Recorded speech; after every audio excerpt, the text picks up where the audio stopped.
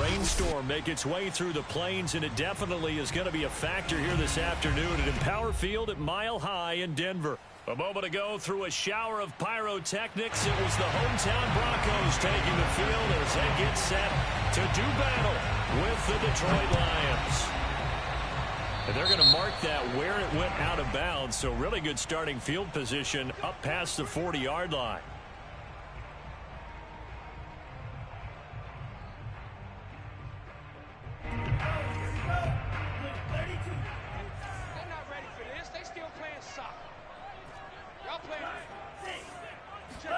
Lance now on first down. They'll get this to his tight end. It's Jonnu Smith. And he's able to get this one out closer to midfield across the 45. The game's first play produces 6 yards. Brings up second down.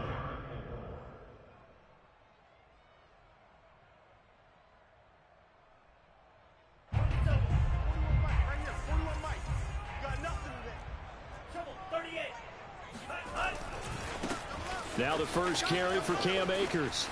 Fancy footwork at midfield.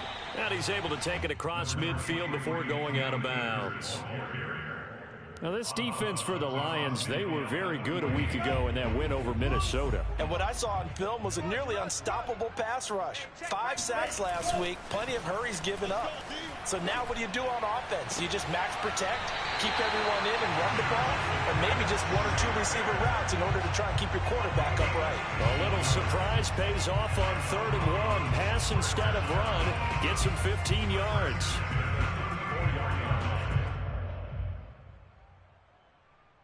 From the 34 now, here's 1st and 10.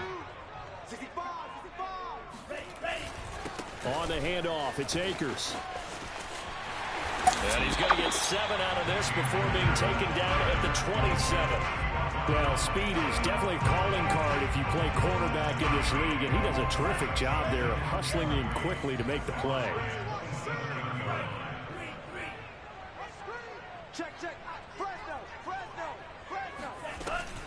Second down, they'll go with Akers again. And this won't be enough to pick up the first. A gain of 2, 3rd and 1.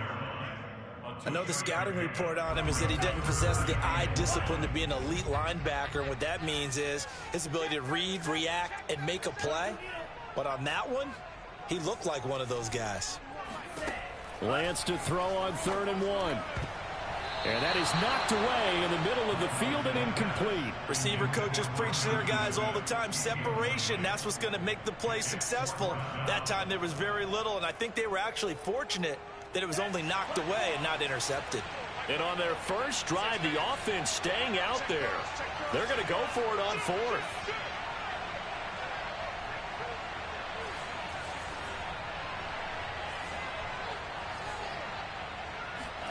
And they'll go for it. Lance.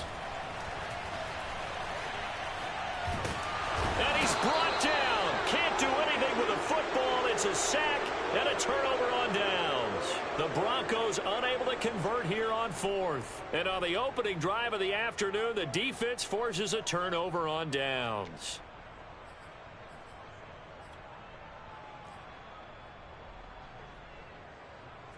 Good starting field position for them as they come up 1st and 10 at the 40.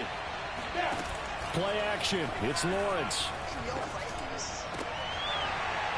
And that is incomplete. He couldn't hold on through the contact. Brings up 2nd down. Defensively here, you're facing a top 5 team in terms of points scored in the NFL. So when they're that high powered, you've got to find a way to hold them under 20, because to me, that's the magic number. 20 points scored gives yourself you give yourself your best chance to win. So if they're up around 24, 28, 30, they could be in some trouble. And I think so, because then you turn it into a shootout, and that means your offense has to keep pace. Nowhere to go here. He lost the football. It's picked up by the Broncos. And his guys are going to take over at the 21-yard line. And hopefully for both sides, not a sign of things to come, Charles. This morning, it was so perfect outside, but we knew this weather was coming, and we see the effects of it here early on. And I wonder if how perfect it was this morning has psychologically fooled everyone. You know, it's almost like even though we were told the weather was coming, and you know the teams knew it as well, then maybe they got fooled and thought, it's going to be okay. And now they're probably a little upset that it's out there. Because warm-ups were dry. Oh, well, dry, and now you got to make the change-up. And that is caught. Touchdown, Denver. Tyler Eifert, his first touchdown on the year. And the Broncos have taken the early lead. The point after through the raindrops, something good. And it's now a 7-0 game. Now after the touchdown, here's Rosas to kick it away. And here's Jakeem Grant from his end zone. And no alley to be found. The coverage was solid, and he's dropped at the 18.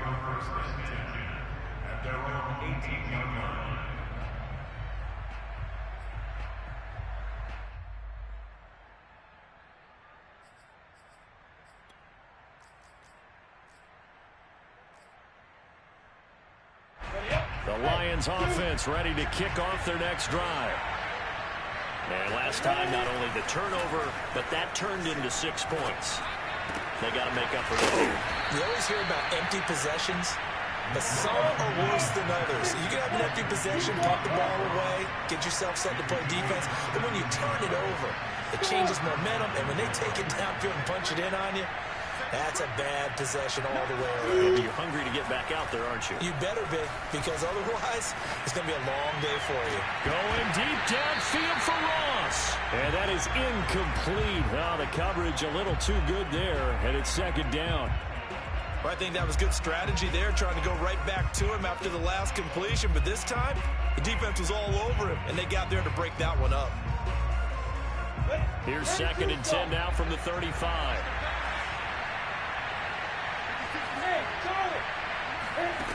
Here's Lawrence to throw. Swinging this out for Pollard. And brought down, but not before reaching the 45-yard line. 11 yards there and a Lion first down. Well, he was a busy man out of the backfield a week ago. They got him the ball early and often. I have no doubt in my mind that he'll be a big part of the game plan here as well.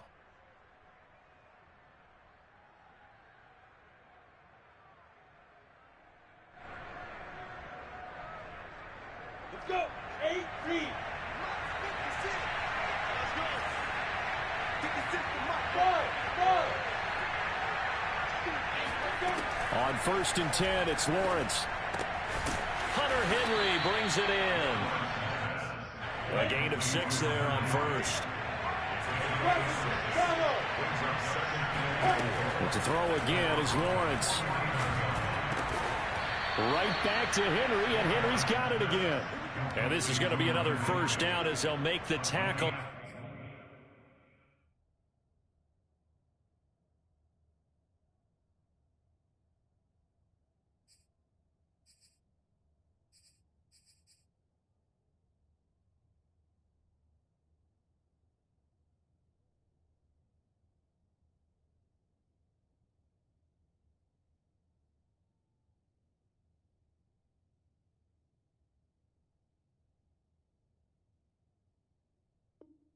At the Broncos 37.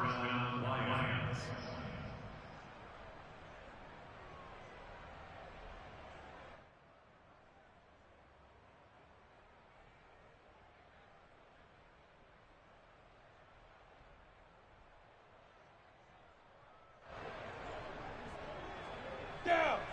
60 or. 56. Switch out. 8-3. 2-8-3. Top. They go play action now. Lawrence.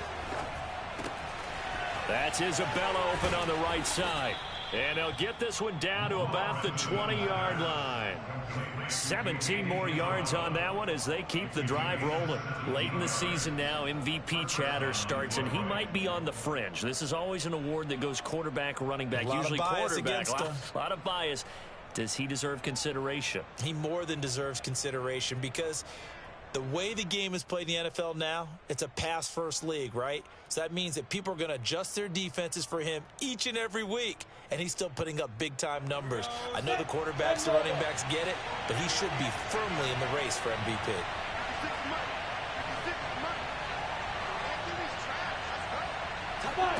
From the red zone now, they'll look to throw. Rolling to his right, and he'll just get rid of it. So, CD, this defense, they know that they have to be at their very best when they're taking on a team here that's in the midst of a winning streak that's now stretched over multiple months, not weeks, months. I think the challenge they put upon themselves is we want to be the guys to end that streak, and what's working in their favor, the winning streak on the other side. Sometimes that carries a burden with it because they feel like they have to play perfectly as well.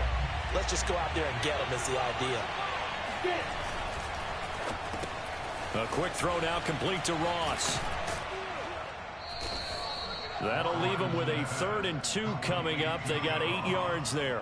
If you're these receivers, you got to be ready because when he's going to throw it quick on that RPO, he's going to throw it quick. And this is why you spend time with your guy either in the offseason, during the week, the whole bundle. Because sometimes it's just telepathy. You both see the same thing, and he knows get the ball to him right away. Give him a gain of 4, able to convert, and that sets up 1st and goal now. Now a timeout called for by the offense. They'll have 2 remaining as we step aside here in this first quarter.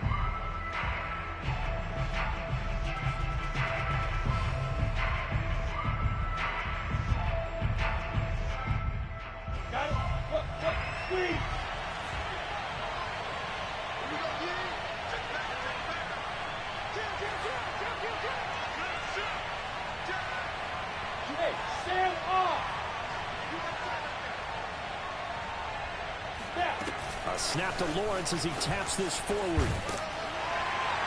And he'll be stopped just outside the 5 at the 6. That's a nice job there defensively, being able to diagnose that little touch pass. They saw it coming, converged on him before he could get much out of it.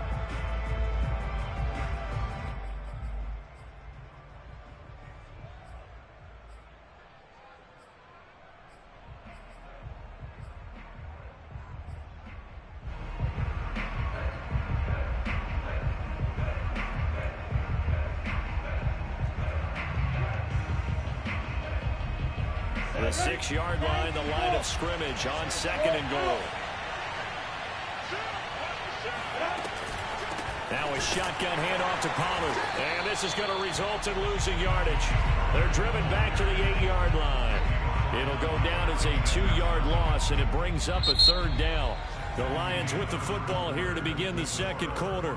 After 1, 7-0 on EA Sports.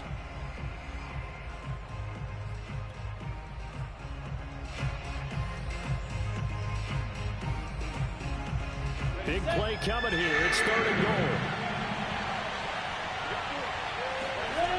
goal. Looking to throw, Lawrence. And this is caught. Touchdown. Wait, hold a second here. A flag down. Let's see if this will stand.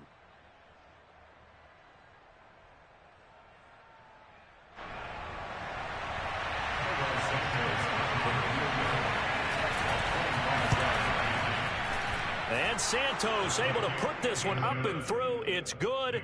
And they are on the board, but still trailing. It's 7-3. So the 3 points there, and CD, that helps them inch a bit closer. Yeah, partner, when you're losing, any points you see go on the board in your favor, you're happy to take it. And ultimately, he stopped right where he would have been if he had simply gone down to a knee at the 25.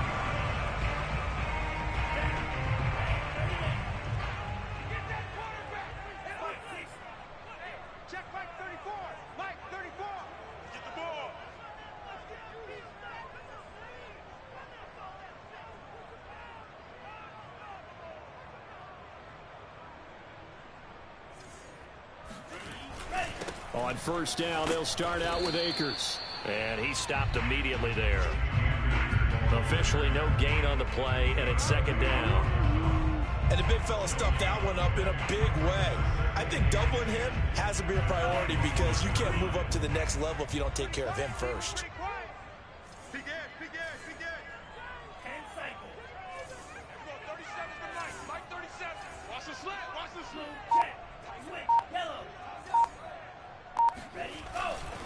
Second down, they'll go with Akers again. And he's upended at the 33 following a good pickup of 8. And there we saw one of the downsides of blitzing during a rundown, because sometimes you get out of your gaps. You don't fit the run quite as well because you're headed towards the ball carrier with abandon. Let's get it. Pause, rest. 45, Mike, 45. Here we go. Lance looking to throw on 3rd and 2.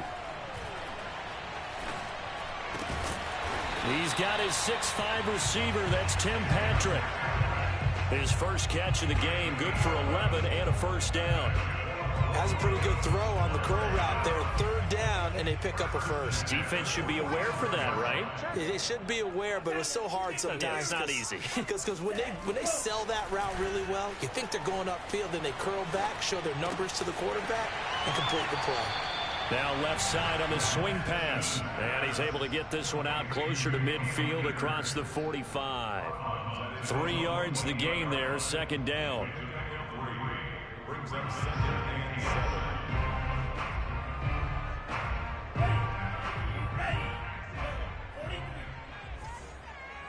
Mike 6. Mike 6. Rip left, rip left. Sponge, sponge, sponge. No, no, no. Mike 97. Slice blue. They just do get the playoff as he'll look to throw. That's into the hands of Akers, complete. And it's going to be another first down as they'll get him to the ground at the Lions' 37. A solid gain of 15 yards, and the sticks move. So the ball moves into Lion territory now. Here's 1st and 10 at the 37-yard line. 45, 45. Mike. Green Jacks. Bandit. Bandit.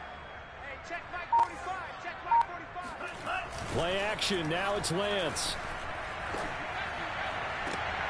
Oh, he's trying for Smith-Schuster, but it's intercepted.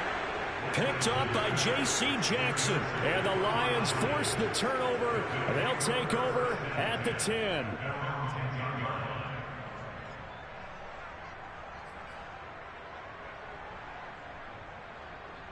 The Lions offense ready to kick off their next drive. Their drive last time, it stalled out. They were forced to take the short field goal. And the key phrase, you nailed it. Forced to, because you know coaches look at these short field goals as a last resort, right? To them, that's not how drives are supposed to end. You're supposed to put 6 on the board. Oh, that's into double coverage and intercepted. Picked by Kevin Byard. And the Broncos will have solid field position here as they take over at their 45-yard line. Good starting field position for them here as they come up 1st and 10 at the 45.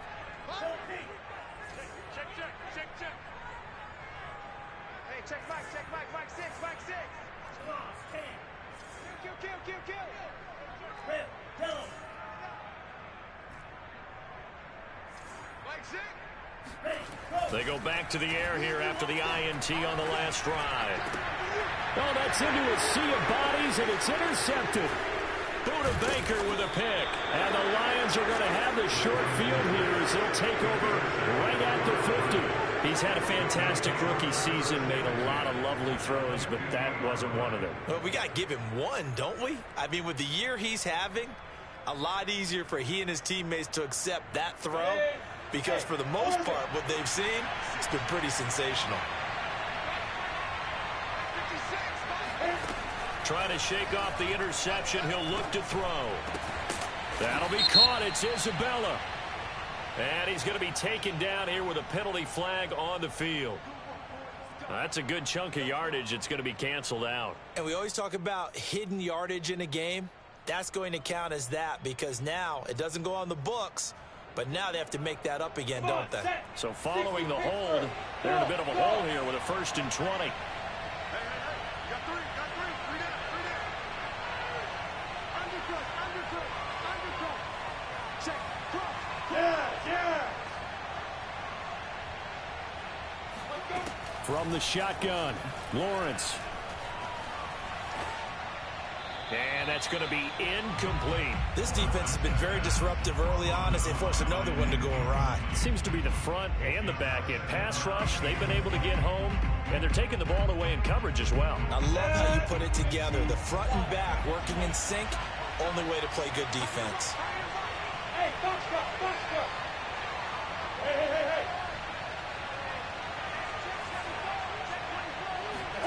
Throwing on second and long. Lawrence. Going deep downfield for Ross. And that's caught inside the 30. And they'll get this to the 30-yard line before crossing over out of bounds. A gain there of 30 big ones. So the big play has them all the way down to the 30 now for 1st and 10. Now a give here to Pollard. And he went nowhere. Well, he went backwards, back to the 33. So their task a little bit more difficult now. 2nd and 13 that they're walking up on. Lawrence's throw there into the hands of Ross. And taking it to the 15-yard line before he's brought down. Over 70 yards receiving now for him in this first half alone, as he's got a first down on that last catch.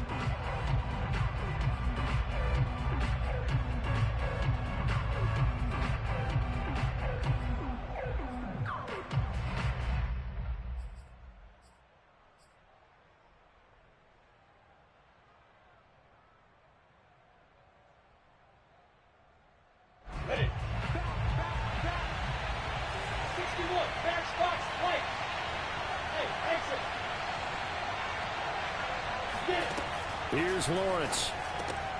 Looking left side, and he's got a man. That's Grant. 2nd and 6.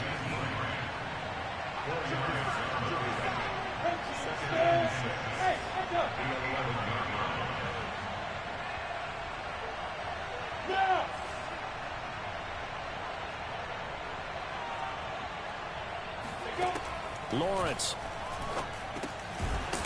Firing quickly here, and that's complete. So the penalty declined, and they will keep the yardage on the completion.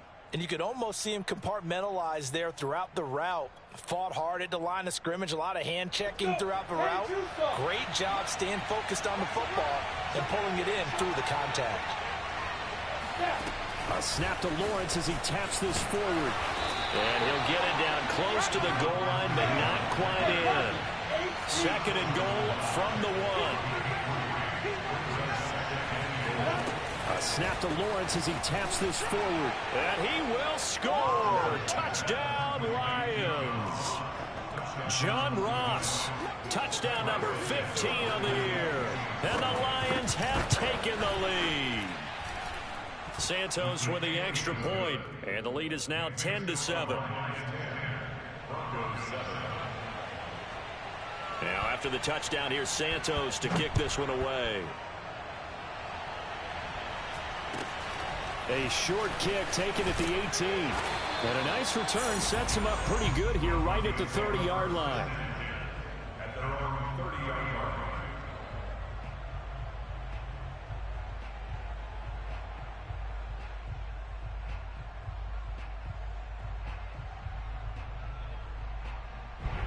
Denver offense at the line, ready to go.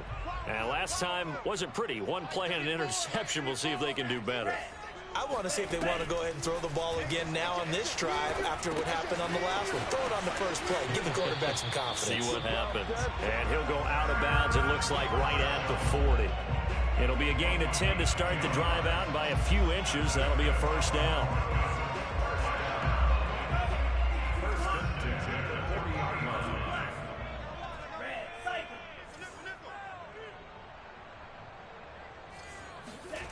Here's Lance. Going back to Marshall. He's got him again. And able to rip off a big chunk of yardage before being dropped inside the 40. Back-to-back receptions for him, and it's another first down.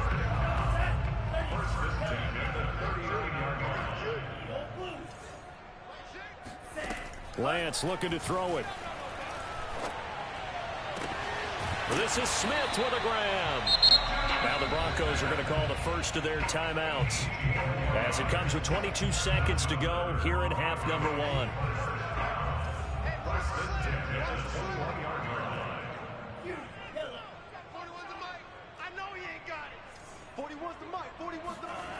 Again, it's Lance. And that will be incomplete with a clock showing 18 seconds now to go. And that's one of those plays where it's hard to keep two eyes on the football when you know the contact's coming, let alone getting two hands around it, hugging it to your body, and absorbing the hit.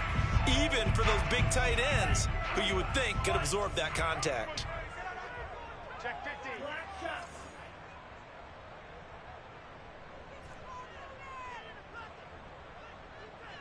Everyone, 37 is the mic. Mic 37. Silver. Everyone, 37 is the mic. Mic 37. Hey, time. Let's go. To throw again on second down. Lance. And it's caught. And he doesn't quite make it, taking it within an eyelash. Dropped at the 1. So it's first and goal and a great opportunity to get that lead back before the break. 45, Mike. They'll look to run with Akers. And he is into the end zone for a Denver touchdown. Cam Akers as the first half is winding down. And the Broncos have retaken the lead. PAT up and good by Rosas. And the lead is now 14-10. So not much time to speak of remaining in this first half as the kick's away. And that one will bounce out of the back of the end zone, so we will start here at the 25.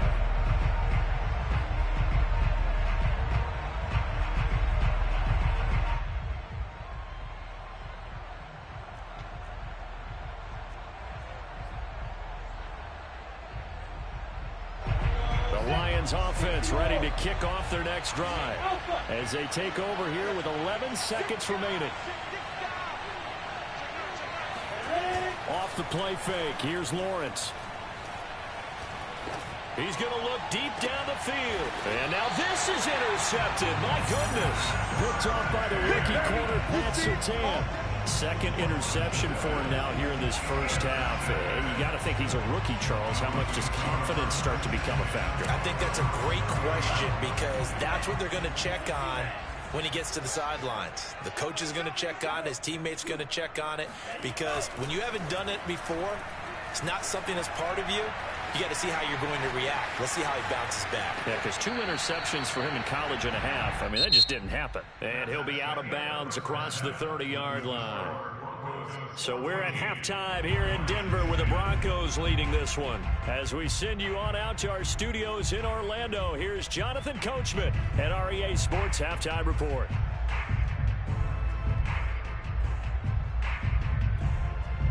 All right, Coach, thanks. Yeah, both teams likely to make some changes in what's been a closely fought battle to this point. Forecast calling for more of the same. The rain set to continue as we are underway in the second half.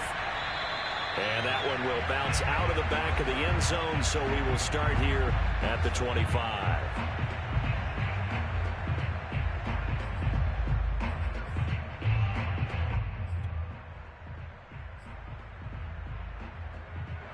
The Lions offense ready to kick off their next drive. And they're down on the scoreboard. Sort of a sloppy first half. And Coach Dave, rush coming, and he's taken down. Bradley Chubb racking up sack number 12 for him on the year. Well, someone's closing in on the league lead in sacks. He came into the game in the top 5. Now you add 2 more to his total.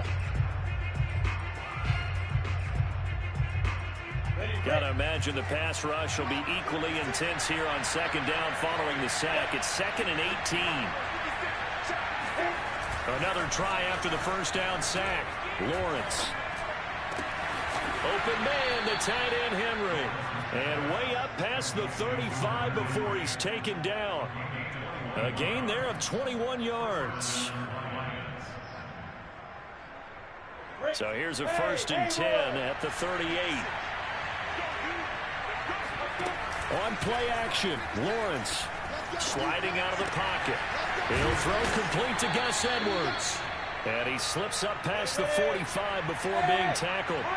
A good gain again. That's now 31 yards combined on those last 2 plays. Play action, it's Lawrence. Escaping the pressure right. On the run, he'll let it go deep, right sideline. And this throw a bit late as he couldn't reach back for it. Well, defensively, they haven't let him just sit in the pocket and get comfortable, and that's opposite a lot of game plans in today's NFL. Ordinarily, you're trying to keep the quarterback hemmed in. In this case, they brought the heat, and if he flushes out, they're fine with that, and they force another incompletion.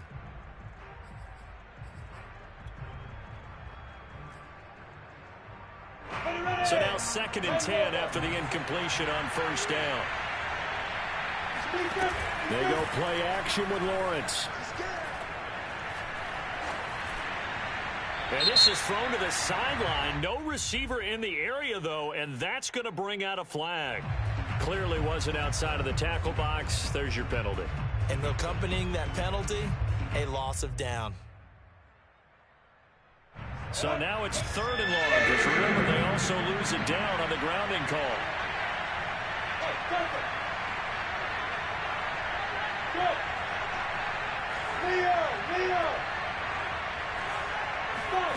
It's a throw again is Lawrence.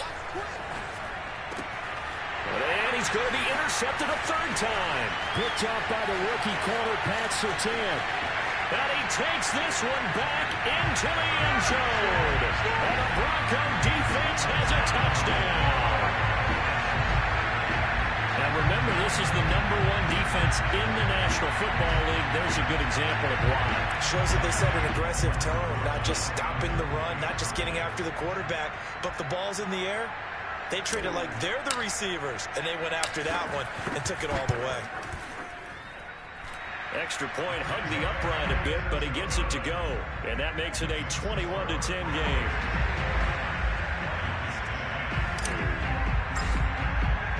So they throw the pick six. They'll get another shot at it now as this one's in the air. And here's Jakeem Grant from his end zone. And in hindsight, probably should have taken a knee as he only gets this out to the 16-yard line.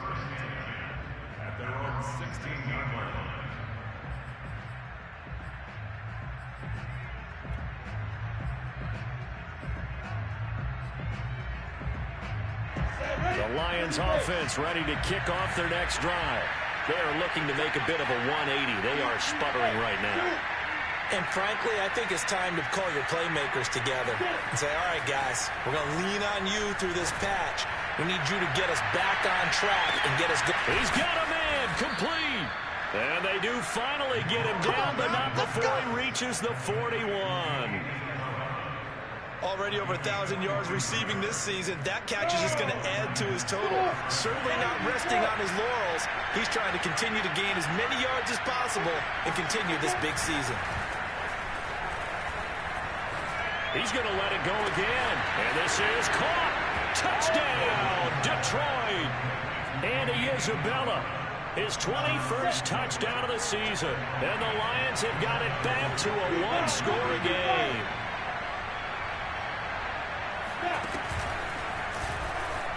And he'll get in for the 2 points. And that'll cut the deficit down to just a field goal. Now after the touchdown, here's Santos to kick this one away. A short kick taken at the 18. And they're going to start this drive in pretty good shape up past the 30.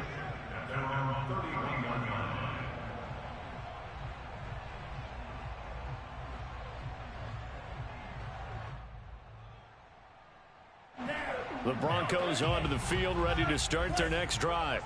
Pretty important third quarter drive for them. Momentum has sort of shifted the other direction after that last touchdown as they nurse this small lead. And he'll be taken down, but not before they work it across midfield. Great way to start the drive. 20 big ones and a first down.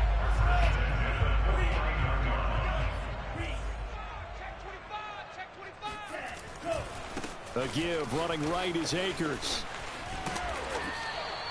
A solid run on first down. Gain of 7 leaves him with a 2nd and 3. Running lanes were at a premium in the first half, but he's able to find some room there, and he's hoping that that's a precursor of a big second half. Off of play action, here's Lance. And he's going to be intercepted for the third time thus far. Buda Baker with a pick. Pushing through the contact. And now off to the races down the right side. And he will bring it back. An interception return for a Lions touchdown. Well, dare I say it, it's kind of quid pro quo. Both defenses now with an interception return for a touchdown. Your vocabulary, sir. Well done. And oh, he clanks it off the right upright. And it's no good. So they'll get another shot on offense following that pick six. And now the kick is away. Fields this way up at the 17. Now a hit and a loose football. But this will fortunately wind up out of bounds. I don't know about you, but I could hear and feel the sigh of relief all the way up here in our booth. That was palpable. The sideline, the friend there. No doubt about it. Ball goes over the sideline, able to retain possession, no turnover. I know his coaches are screaming, just hang on to the ball, man. They'll begin on the ground with Akers. And he'll take this ahead for about 4. Second down coming up. End result of that one, a nice 4-yard gain, so you can use that to set up your play-action game, or you can come right back and continue to run the football because as an offensive play caller, you're on schedule and feeling pretty good about your next couple of calls. Flushed out right. And he's taken down, trying to do a little too much, getting outside of the pocket, and it results in a sack. Well, many times when you talk about mobile quarterbacks, you get the sense that they feel like they can get out of any bad situation. They keep moving around and trying to emulate guys like the Scrambler or the Dodger. Instead, they keep losing yardage and digging themselves a hole that they can't get out of. 37's the Mike. Mike 37. Hey, Blue. 37's the Mike. Mike 37. Hey. Ready. Now on 3rd and long, they'll look to throw. And this pass broken up. The contact well timed there, and now 4th down. The Broncos send out their punter now as the drive goes backwards, so he's on to punt it away. He'll send this one into the mile-high air, and it's a good one.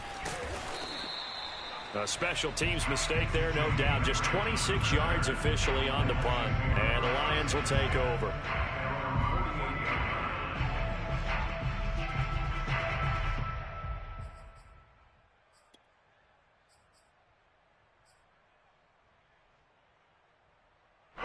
The Lions offense ready to kick off their next drive.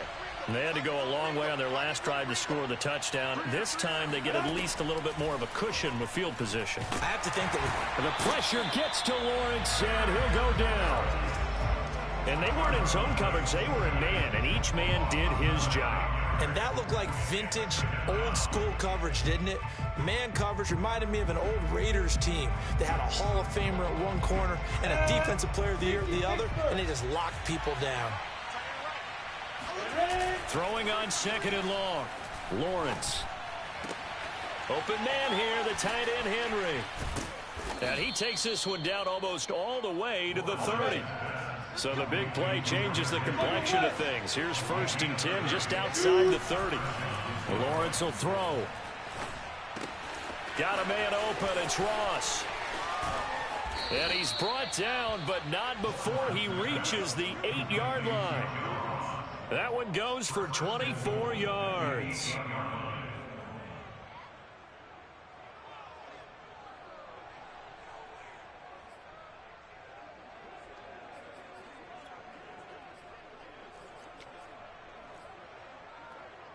Two big plays in succession. Not sure this D knows what hit him, but now they got to get ready. It's 1st and goal.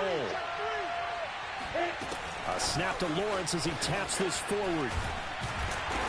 And he will maneuver his way down to about the 7. 3 quarters have come and gone. We'll return with more after this. You're watching the NFL on EA Sports.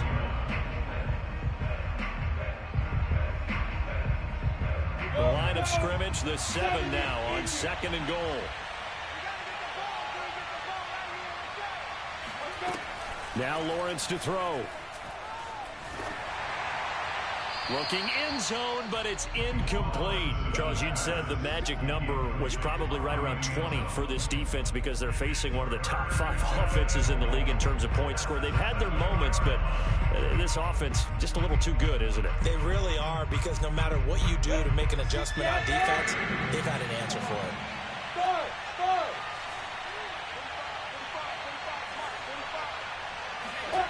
On 3rd and goal, Lawrence. And that'll be incomplete.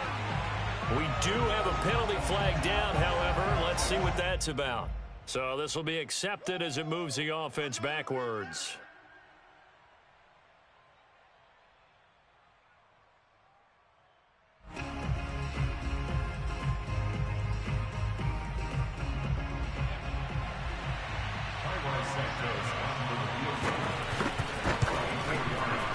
Santos' kick is up and through.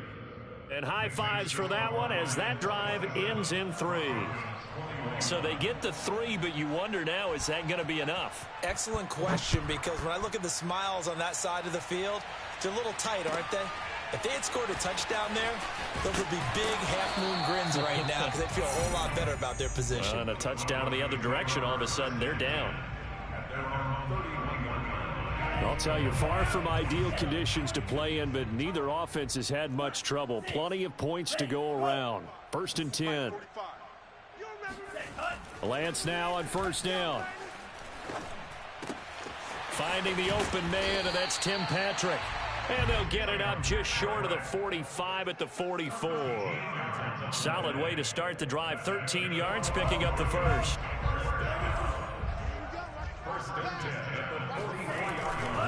They'll run on 1st down with Akers. And he'll be taken down across the 50 at the 45 in enemy territory. 43 yards on the ground for him now on 9 carries. Back-to-back good plays have him on the move on 1st down. On the ground, it's Akers. And they're going to stop him right at the line of scrimmage. Just no cutback lane to be found whatsoever. 2nd and 10. Looked like he was trying to bounce it outside, but no success. Yeah, sometimes you got to just figure out where you're going to go, and sometimes you just have to take it to another spot. In trying to get it outside, the defensive pursuit. And his pass is intercepted for the 4th time today. Picked up by Tyree Gillespie. Oh, you just kind of feel for him right now. 4 interceptions, and you can almost see through his face mask. There's a lot going on in between the ears. There certainly is, and probably way too much, because now he's probably doubting himself a little bit, wondering what adjustments he has to make. But here's what he needs to do. Get through this game, go to the press conference, meet it head on, and show your teammates you're ready to shoulder what happened today, and you'll be ready for the next game. And if he can do that as a rookie, that's a great sign of maturity.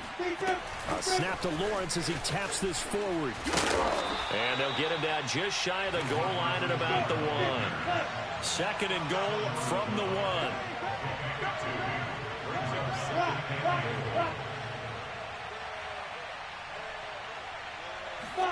A snap to Lawrence as he taps this forward. And he'll actually lose a little bit of yardage here. Back to the 2. This defense not fooled one bit on that touch pass. And this has become one of those kind of in vogue plays, you know, kind of like the shuffle pass was a few years ago. This one never got off the ground, but you understand why a lot of teams are running it.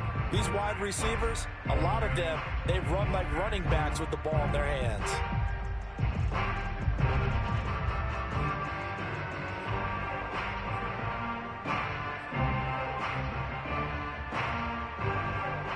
They'd really like to make the short field pay off. We'll see if they can, but this is 3rd and goal.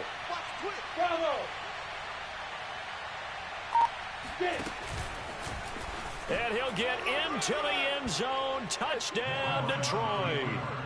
Trevor Lawrence scoring on the 2-yard keeper.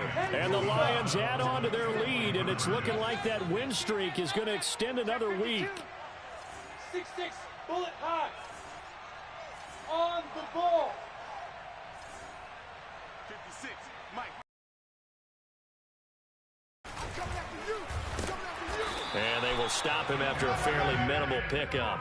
And he is going to be stopped short of the goal line. Oh, they'll mark him inside the one. He just couldn't keep churning those extra few inches. And the two-point attempt is turned aside. On the return is Henderson. Now a hit and a loose football. And the Lions have recovered. So problems compounding themselves here on the return. They just give up the touchdown, and now they lose the football. Yeah, partner, things are starting to unravel a little bit for them right in front of our eyes. They're going to be looking for some answers, and quickly. Throwing now, Lawrence on first down. He finds the speedster Ross. That's complete. And he'll go out of bounds inside the 15-yard line. He'll get a dozen there, and the Lions have a first down. They go play action now. Lawrence. He finds Ross right side. It's complete. That one good for 10 yards. And that'll make it second and a foot or so. Another nice pickup through the air, and I think a lot of people might expect them to run the ball in this situation, Brandon. But with this lead, they're electing to throw the football. Swings, slants, quick outs, things that they consider safe. 56 to Mike. 56 to Mike. On second and very short, Lawrence. This will be caught at about the 5. They'll get nothing out of that one, and it's going to lead to a third down. As a defense, you're more balanced when you're in zone coverage because you're able to keep your eyes on the quarterback and see the play develop in front of you. They're able to keep the quick pass in front of them and stop it right at the line of scrimmage.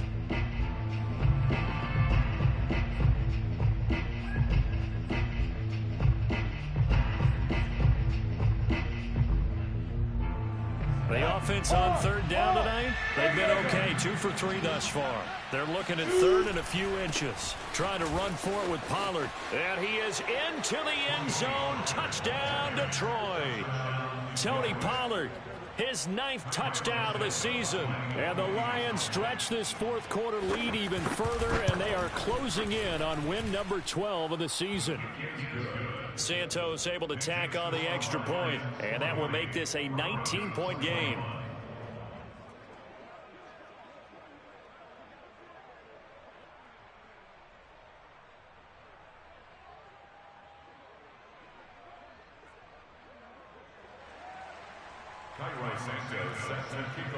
Now after the touchdown, here's Santos to kick this one away. A short kick taken at the 18. And a good return as he'll be stopped just shy of the 30-yard line.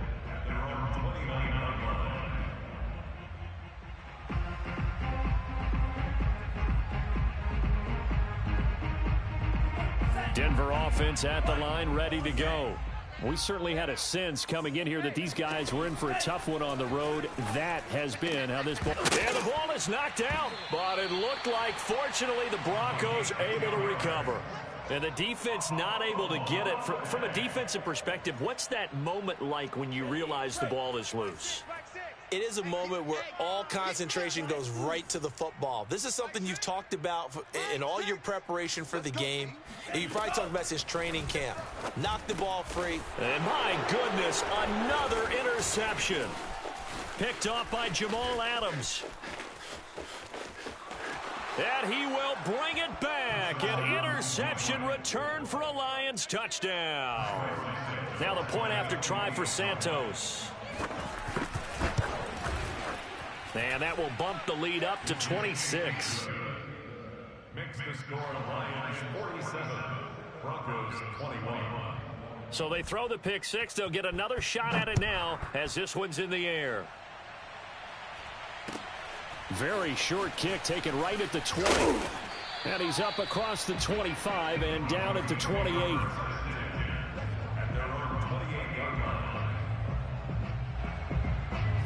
The Broncos onto the field, ready to start their next drive.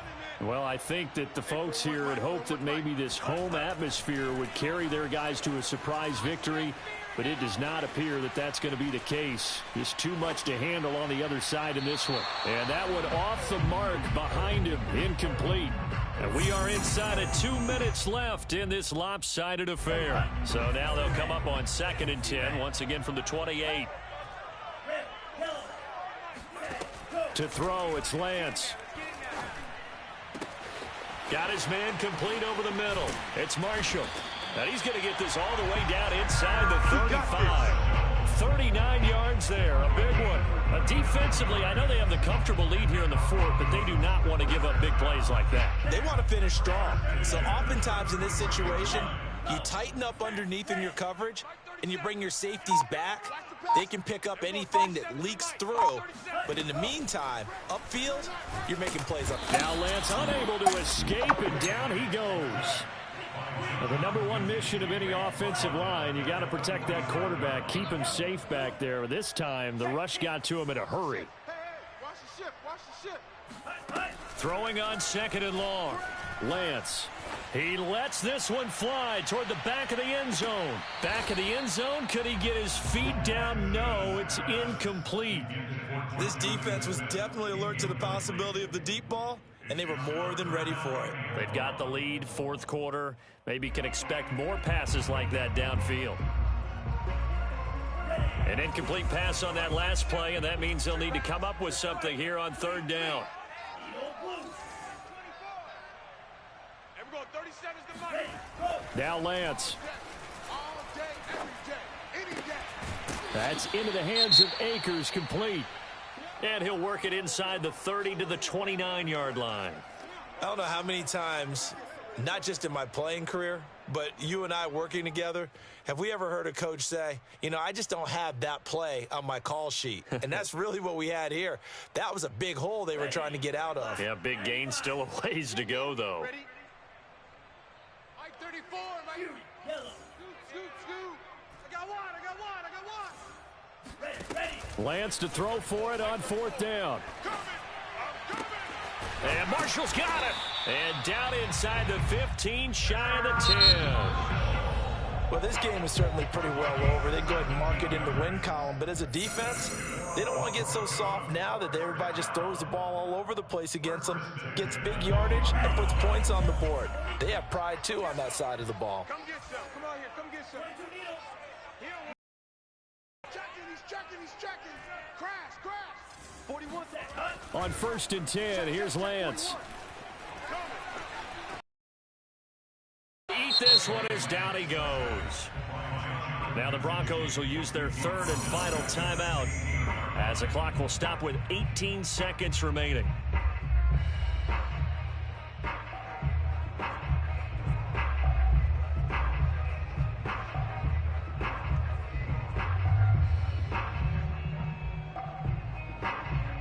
Well, this has been a good march down the field, but now they're stuck looking at a 2nd and 14. Hey, check that. Another try after the first down sack. Lance. And that is caught.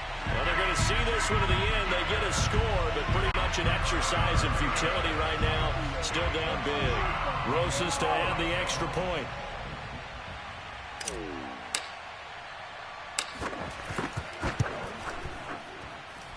And that'll make this a 19-point game.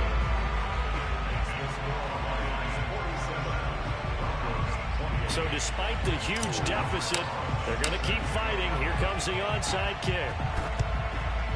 And this is going to be recovered by the hands team. And that should just about put a capper on this one. Now they're down big here in the 4th. They had to try the onside kick. Can't fault them for the effort at least. No, you can't at all. And if nothing else, now you've put something that you're trying to practice, right, that you've worked on into a game situation, and now you can go back and dissect it. So if you need it again sometime, maybe you'll find a better way to do it. But, yeah, this game's pretty much done for them. That one looks like he'll throw here. And his pass is intercepted for the 4th time today. Picked by Kevin Byard.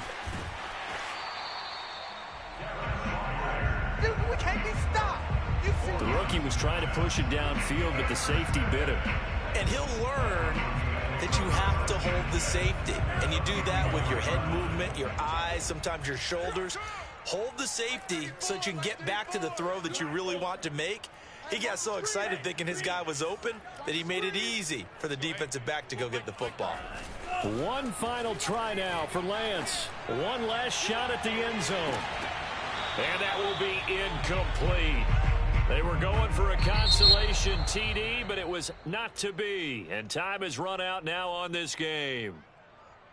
A big offensive explosion helped leading them to victory. And the defensive guys, they're just saying, hey, put those points up every week. We'll just keep winning. They will gratefully accept them, won't they? It makes their job that much easier when they're scoring that many points. Allows them to play with a totally different style and a different flow. So for Detroit, the win moves them to 12-1 now on the year. And they'll head back home next week to take on the Arizona Cardinals. Meanwhile, for the Broncos, any slim hopes they had at a playoff berth gone now as they drop to 4-9. And they'll be back home next week as they're set to take on the Cincinnati Bengals.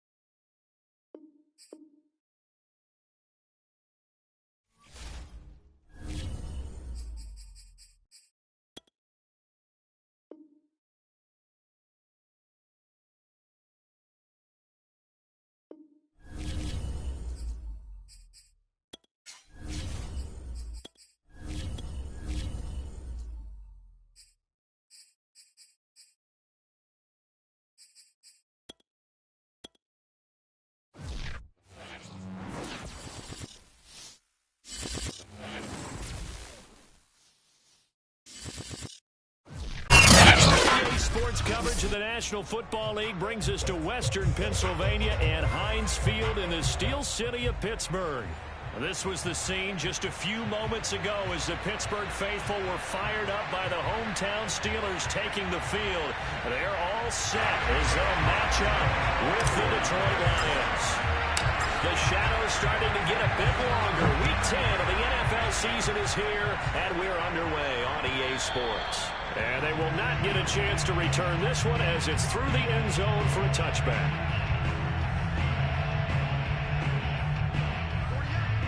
48, it's our time. It's our time. Hey, look, 48. And they'll run for the first time with Najee Harris. And they're able to get this one across the 35. The drive starting with a first down, 11 yards on that pickup. Oh, that's a very good run there by Najee Harris, who can take it inside. He can get to the perimeter. He can do it all with his build and his speed. This is a guy coming out of Alabama who did everything for the Crimson Tide. That's why Pittsburgh took him in the first round. Last in the league in rushing as a team last year were the Steelers. Game. And he'll be taken down, but not before he gets into enemy territory. The Steelers picking up 15 yards there and a first down. First and 10 at the 49-yard line.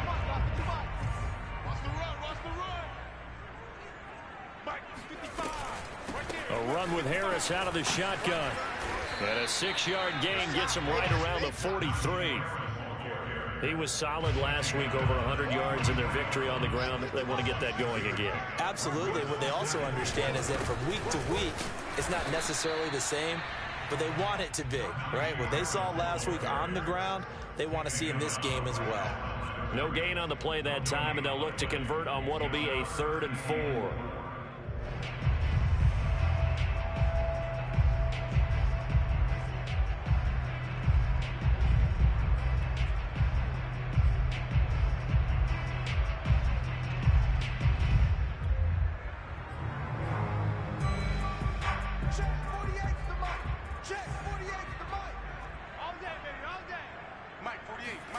Haskins will throw.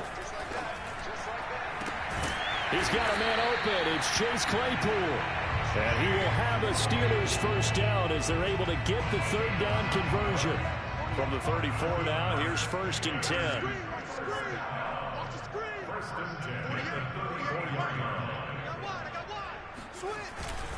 On the give, this is Harris. And brought down, but not before they're inside the 25.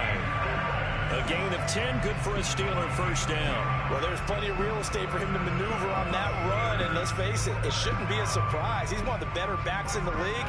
Had to come into this game with the idea, slow him down, otherwise it's going to be a long afternoon. Pretty nice work defensively there on the first down run as they hold him to a gain of a couple. Well, this defense, Charles, really played well in that win a week ago. And no matter what's done throughout a ball game, it always comes back to blocking and tackling. That's the essence of football. But I think it's hard for people to understand just how difficult it is to tackle, especially open field. Very few missed tackles on tape that I saw last game. This team does a nice job of getting their opponents on the ground.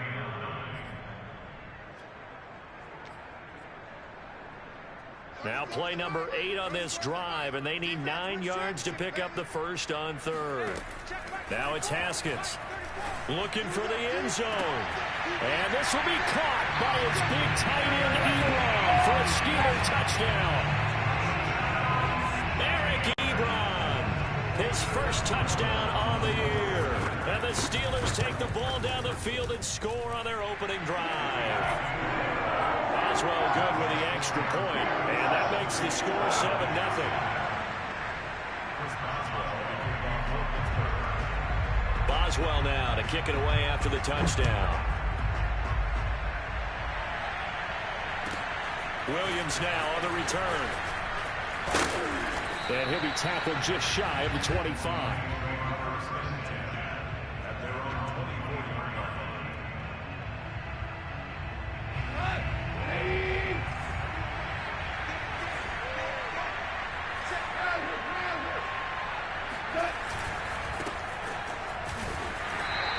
Defense feeling the encouragement. They stop him at the line of scrimmage on the first play of the afternoon.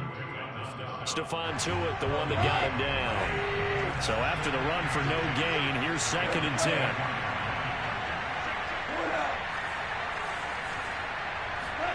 Here's Goff. That's complete to Swift out of the backfield. And he'll get it up to the 33-yard line.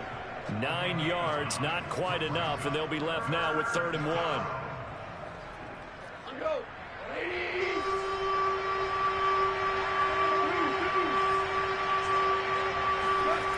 Goff now looks to throw. And he'll get this into the hands of Swift once again. And he'll take this to the other side of midfield before going out of bounds. Defense was expecting run, and they're dealt a pass of over 15 yards. Operating out of Steeler territory now. Here's 1st and 10 at the 49-yard line.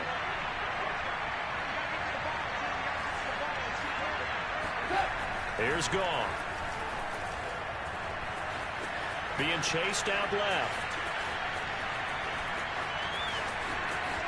And he's going to be out of bounds, but not before he takes it inside the 40. Give him 10 that time, escaping the danger, running with it, and picking up a 1st down.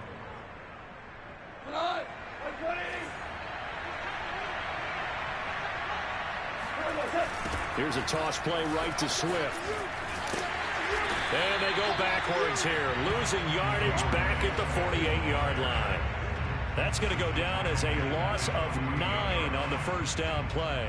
I know that speed is the hallmark of today's NFL game, but the key to good rushing defense is still having your linebackers set the edge.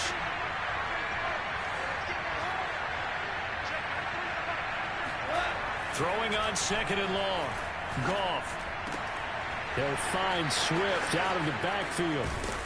And he'll go down, but not before getting this inside the 30. A gain there of 21 yards. 1st down, Lions.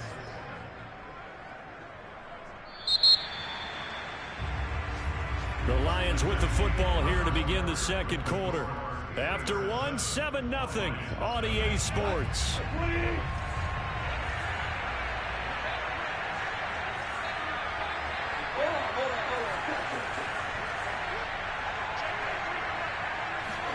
Now a 1st down throw. Gone. This one caught. It's the tight end Hockenson. And he'll be out of bounds about a half to a full yard shy of the 5. That's back-to-back plays of over 20 yards. 1st and goal, and a chance to get that initial touchdown right back.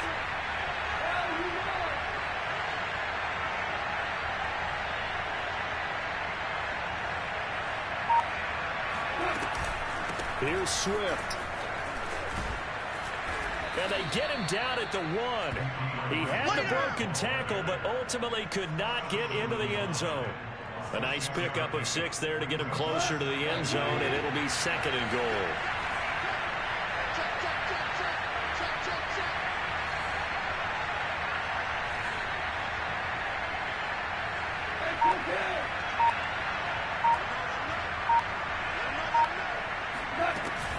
Swift again, and he's going to take it in for a Lion touchdown. DeAndre Swift, his 9th touchdown of the season, and the Lions are an extra point away from tying this thing up. Extra point by Seibert, up and good, and we are tied here in the 2nd quarter.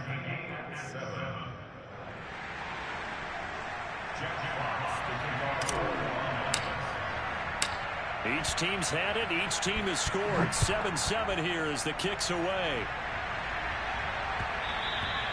And that'll be a little too hot to handle as it will skip through the end zone for a touchback here.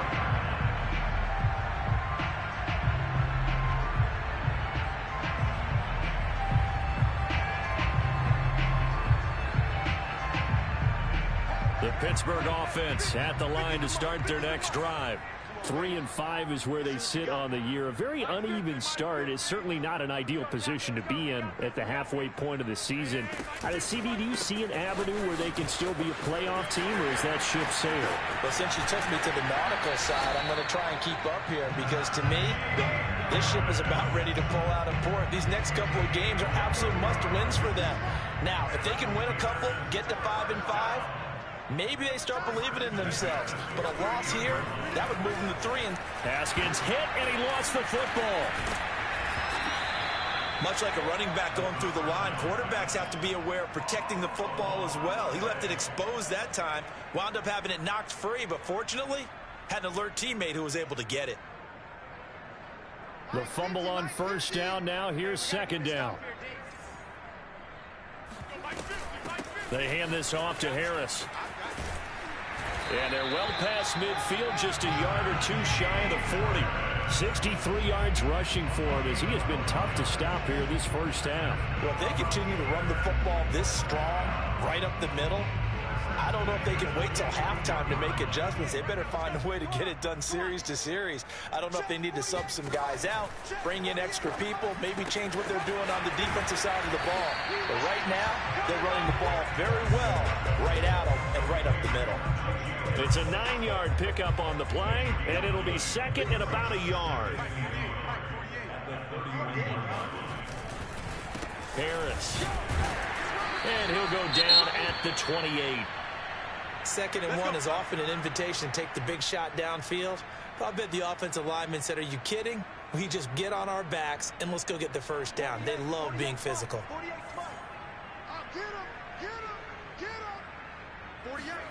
Now Haskins on first down. That'll be taken in there by James Washington. And he'll be out of bounds as he gets this down about the 21 or 22. A gain of 3 last play. This time they double it and pick up 6.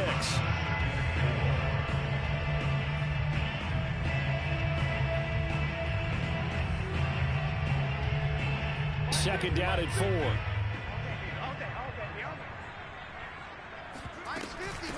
They run with Harris. He'll have a first down inside the 10. And he's hauled away down to the 6-yard line. That one goes for 16 yards. It sets him up first and goal. Partner, in our years together, we've never really run into a player that's admitted a doubt or a lack of confidence, right? But right now, I'm just wondering about that interior line because on defense, they're starting to get manhandled at the point of attack. Do they have it in them to figure a way to reverse the tide? Because right now, they're running the ball at will.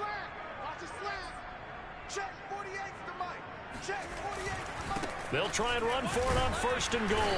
And this time they're able to bottle him up as they'll stop him at the line of scrimmage. If you're going to run against this unit, especially down here, just beware. I mean, they're the top rushing defense in the league. Yeah, and then they go ahead and they double down with the whole thing because you think, okay, let's throw the ball. Oh, yeah, that's right. They defend the pass pretty well, too. Very difficult task right now. On second down, this is Harris. He gets him a little bit closer. He takes it from the 6 inside the 5 to the 4.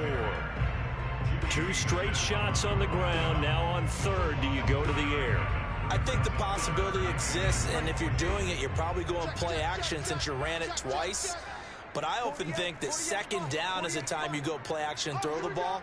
I say commit to the run and think about it being... Haskins hit, and he lost the football. But fortunately, he's able to recover his own fumble, or that could have been trouble. We've hit the 2-minute mark of the first half. All knotted up at 7.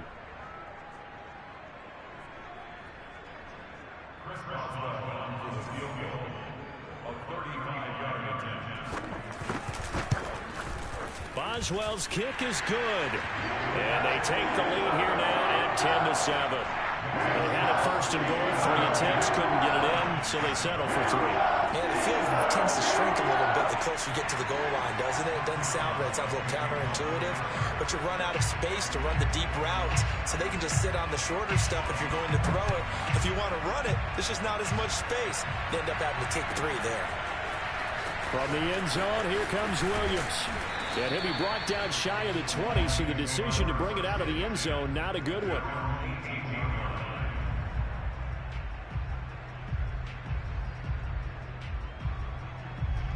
The Lions offense ready to kick off their next drive. And, you know, it's certainly a lot of football left to play. We're not into December yet, but right now where we stand, they're in first place in their division, looking really good and looking to be a threat come January. You know, are you one of those early holiday shoppers, partner? Are you one of those guys get your list done? Because I think about what every team has on their holiday shopping list right now. What's the number 1 goal? Make the playoffs. Number 2, win your division. Number 3, and I think the biggest goal of all, try to get the number 1 seed so you get that first-round bye and ensure you don't have to go anywhere in January and hopefully get to the Super Bowl that way. And that one drops down, incomplete. Good coverage there, forced the ball free, and it's second down. So after the incompletion on first, now 2nd and 10. Goff now looking to throw. And that is intercepted on the sideline. Wait, no. They'll say no. It was caught out of bounds. So this is just an incompletion here. So back-to-back incompletions, and that has him staring at a 3rd and 10. Back to throw. Goff. And this time he's got the hook up. It's complete. Now the Steelers use the first of their 3 timeouts, as they'll head to the sideline and talk over what to do next. The NFC's Pro Bowl punter a year ago, Jack Fox, on to punt for the Lions. Ray McCloud deep for Pittsburgh. So they will accept the penalty and move forward. So good field position for the Steelers as they come up 1st and 10. Just shy of midfield at the 48. Now Haskins to throw it. Looking left sideline, but it's incomplete. Had the right idea there, trying to throw it to the sideline, but he led him just a little bit too much, trying to get it out to his receiver. Ends up falling to the ground, incomplete. To throw on 2nd and 10. Haskins. He's going to go for a big play downfield. Into heavy traffic, and it's intercepted. Picked by Tracy Walker. And the Lions are going to take over here up near the 40. Nice pick. So they tried to take the deep shot there, but this defense up to the task. And a lot of times when you air a ball out like this, if it does get intercepted, there's going to be a lot of space out there to set up a return. And remember, you've got 5 big offensive linemen out there playing on their feet in open space. Not a skill most of them possess that allows for extra yardage on the return. He's going to fire one deep, middle of the field. And that's caught inside the 35. Give him 30 yards there. When they've needed a play this year, he's certainly been the guy to deliver it. As this season has gone on, he's been awfully consistent and sometimes spectacular.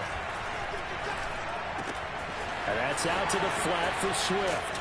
And taking it to the 15-yard line before he's brought down.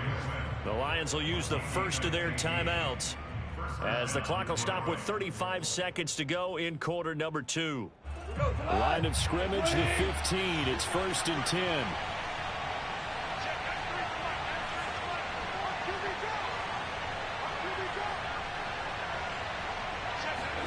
From the red zone now, Goff. They'll try and set up the screen to Swift. And he's going to be brought down just shy of the 5 at the 6. The Lions now going to use the second of their timeouts, as they'll stop it with 27 seconds remaining here in the second quarter. So not quite a 1st and goal just yet as they come up now 2nd and inches.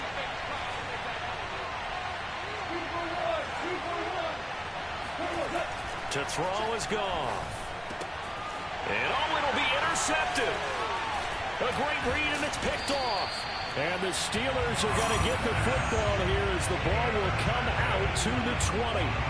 Charles, not only is that an interception, it's one when you were really knocking on the door for a touchdown inside the red zone. You're actually thinking points no matter what. At worst, you're thinking kicking a field goal and getting 3. We might look back on this in the second half and say, you remember when they didn't get points on that drive? This could cost them.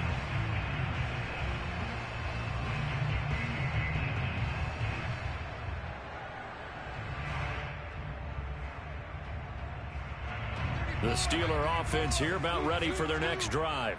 And they may just be content to take this 3-point lead and head into the locker room. And that is incomplete.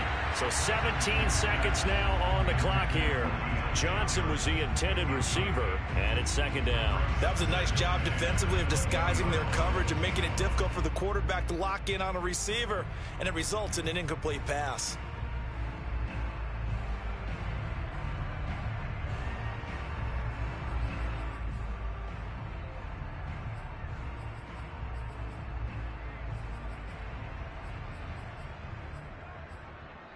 After the incompletion, here's 2nd and 10 from the 20. Here we go. 50, 50.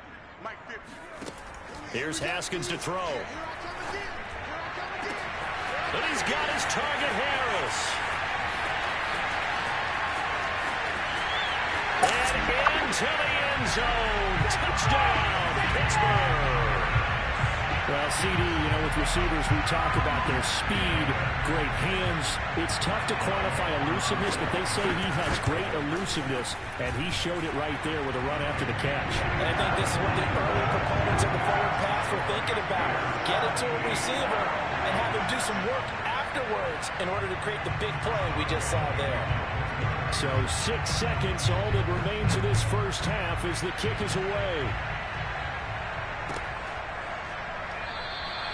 And not wanting to risk anything here late in the half, he'll just take a knee and they'll bring the football out to the 25. The Lions offense ready to kick off their next drive. And only 6 seconds on the clock, so time likely for just one play.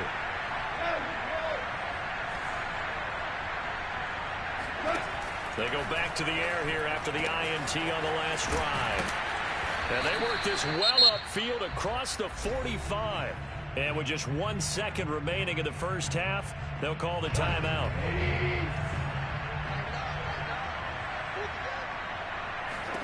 A final shot before break here. Goff. He'll rifle this one deep right side. Into a double team, and it's intercepted. The safety, Terrell Edmonds, picks it. And he will be brought down on what will be the final play of this first half. So we reach halftime here in the Steel City with the Steelers on top. As we send you down to Orlando, where Jonathan Coachman has our EA Sports halftime report. Coach. These two teams making their last-minute adjustments. The second half coming your way from Pittsburgh. And to bring it to you, we go back to Brandon and Charles.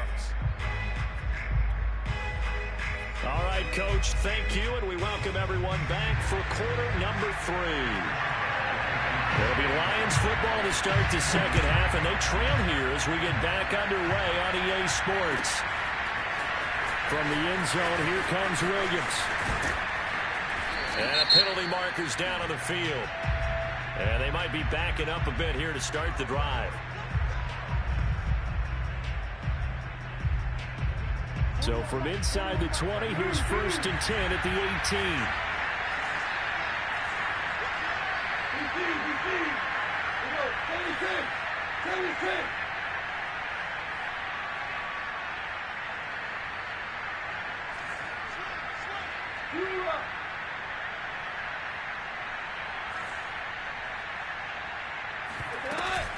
Goff, a handoff here to Swift.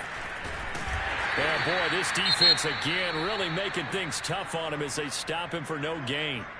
Despite the scoreline, I think they've got to like where they are here. They're on the road and just one big play away from getting right back in this game. I'm going to follow right along with you because the spot they're in now is a credit to their defense. They've kept them in it by making the plays that they've made, and that just means you're one big score away from being right back there. Now the question is, can this offense step up and make that play? Because that's been an issue for them in this game.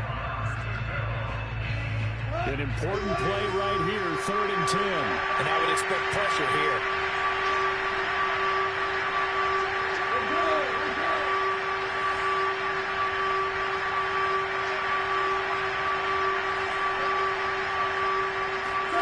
Throwing on 3rd, Goff. And yet again, Goff is intercepted. The safety, Terrell Edmonds, picks it. And he's going to get this one to the 23-yard line.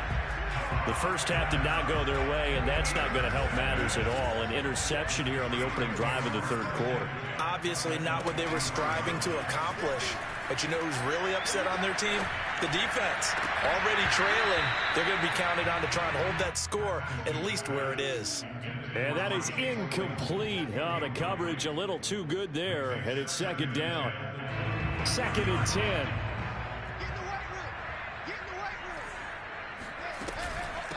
On the ground, it's Harris.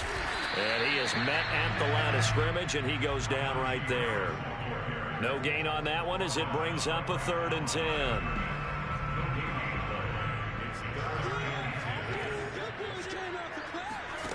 Now it's Haskins. Oh, he tries to force it in, and it's intercepted. Picked off inside the 10.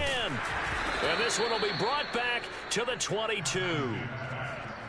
And that's a great example of ball skills right there, partner. You and I do a lot of games, and I can't tell you how many guys look to run with the football before they've intercepted it. So that's a nice job of focusing on the task at hand and coming away with the interception. The Lions offense ready to kick off their next drive. They'll start on the ground with Swift. And he sneaks his way forward only for a couple here. Second down. Second down and 8.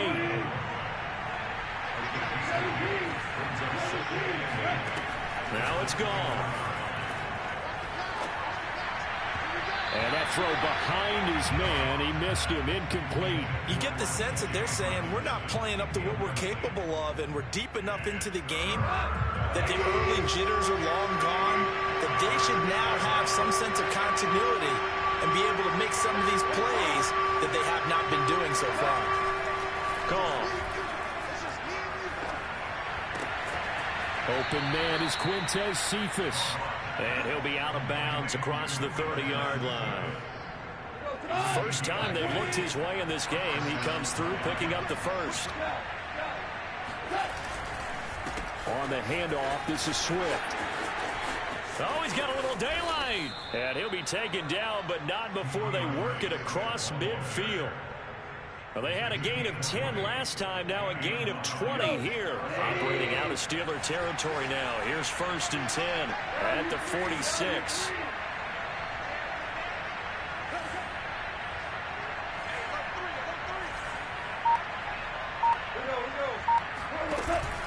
Here's Swift.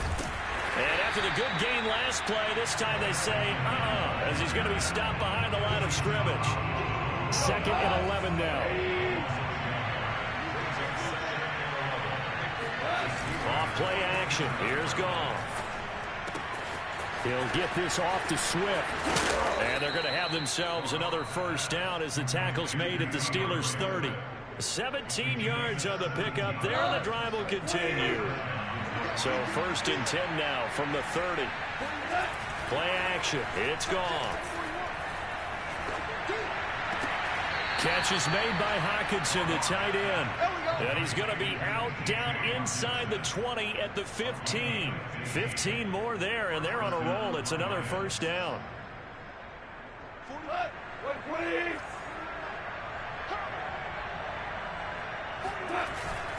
Back to the running game with Swift.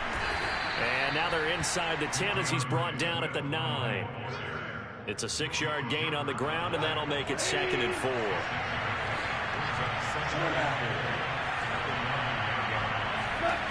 Goff. This is caught. And in for the Lions touchdown. T.J. Hockenson. His 9th touchdown of the season. And the Lions able to get this back within a touchdown. Extra point by Seibert up and good. And the lead is down to a field goal. The kickoff team on the field now as they will send this one away. And that one will bounce out of the back of the end zone, so we will start here at the 25.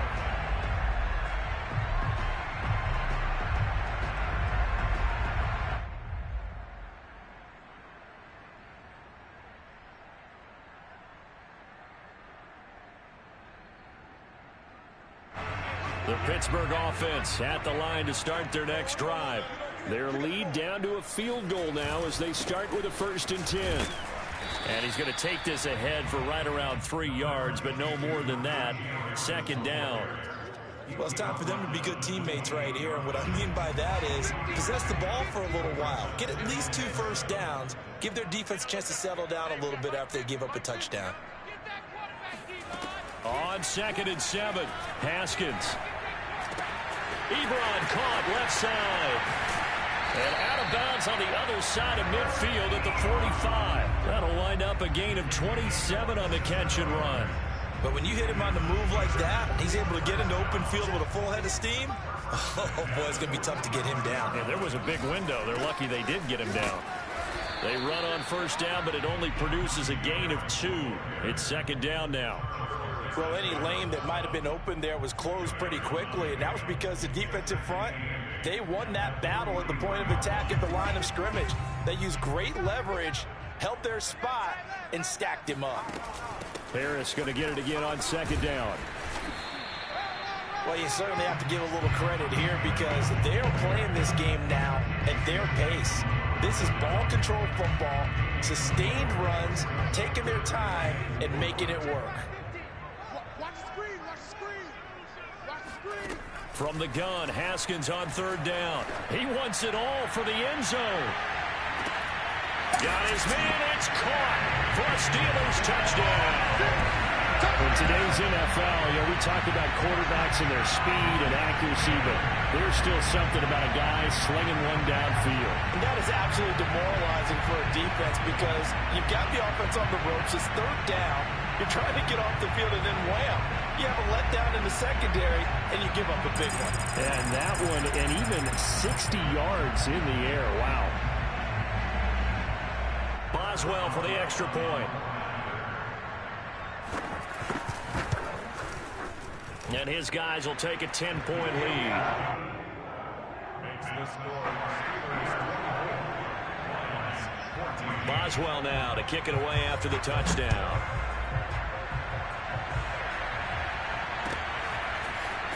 From the end zone, here comes Williams.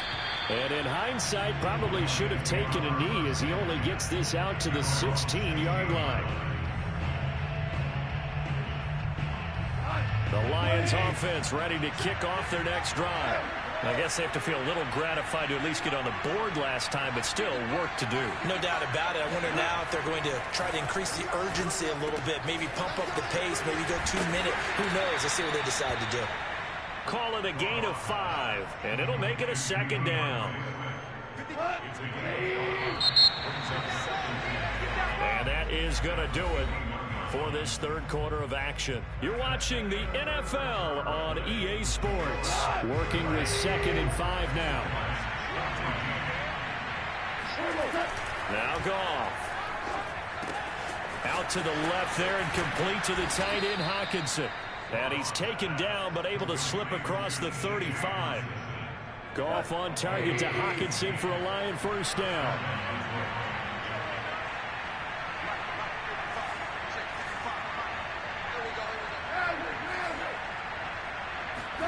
On first down, Goff. He'll drop this one off to Swift. And they bring him to the ground just shy of midfield. Another nice gain, 13 yards that time, and another first down. Well, every drive from here out is definitely crucial and critical. They know that they need to get at least 3 here to get it back to a one-score game. But I can't imagine that in their huddle that they're thinking it'll be end zone and then try and get the ball back again.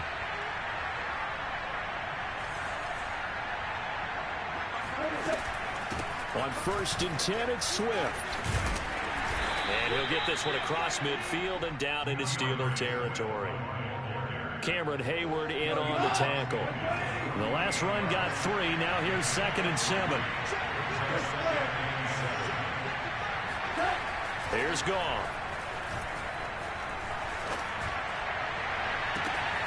They'll find Swift out of the backfield. And they're going to have themselves another first down as the tackle's made at the Steelers' 22-yard line. A good pickup there, 26 yards.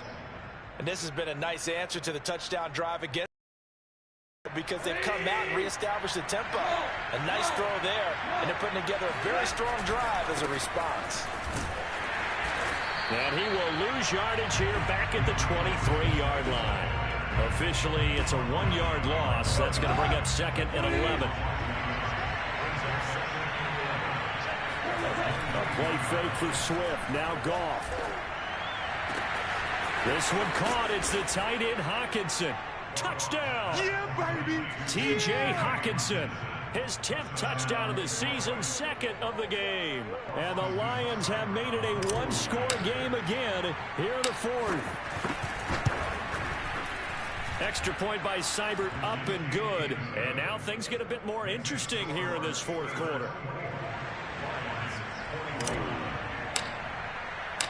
The kickoff unit is out on the field, and they will send this one away. Ray McCloud to return. And up to about the 26-yard line, just across the 25. Now it appears we have a Steeler here slow to get up. While the trainers take a look, we'll step aside. The Steeler offense here about ready for their next drive. Their lead back down to 1 score after the touchdown a moment ago. First down's a must on this drive as they start out here 1st and 10. 99 yards rushing for him here as he starts to draw closer to a 1,000-yard campaign. I know the game's not over, but there's got to be a sense of satisfaction right now for the guy carrying the football a bunch today. 99 yards, and he has enough time to go over the century mark. Well, you got to give it to him again, right? Yeah, there's no doubt about it. You're not worried about losing yardage here. You're not worried about any of that. You just want to get him to the promised land for every runner. 100 yards or more in a game. That one, a first down pickup of 8. No doubt those are the types of carries they're looking for here, Charles. The lead in the 4th quarter. This is when coaches that have a reliable running game, they breathe a little easier on the sideline. Yeah, they love the idea that they can take the air out of the football at this point of the game. That means they're really counting on that offensive line, counting on the runners, taking care of the football. Because you're going to tell your quarterback, hey, no time to be a hero. We're not going to throw it here. Just eat up that clock. And if you have the ball, they can't score. Derek Barnes in on the stop. Now the objective there, I mean, yes, the positive gain, that's nice, but work some clock. Yeah, you're exactly right, but the problem for them is still within a possession, so they can't just sit on it running the ball. They have to find a way to throw it effectively as well.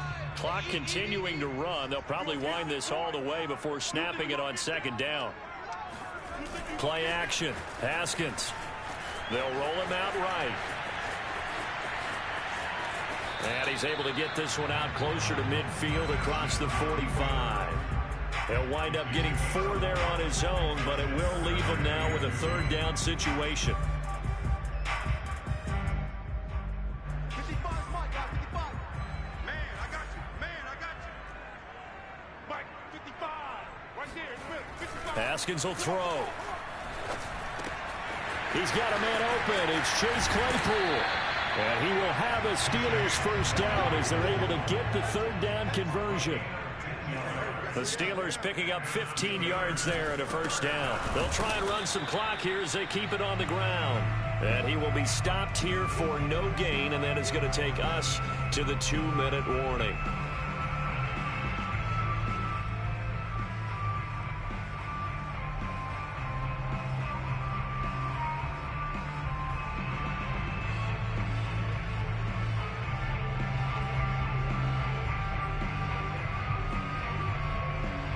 So the Steelers with the football as we get you reset. Officially nothing on that last run. They'll try again 2nd and 10. They do get a couple, but they'll be left staring at a 3rd and 8 coming up. And now right out of the 2-minute break, we'll get a timeout used defensively with 1:56 to go.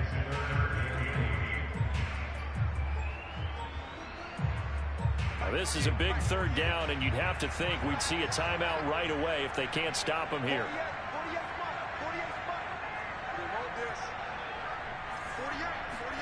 48. Here we go with Haskins.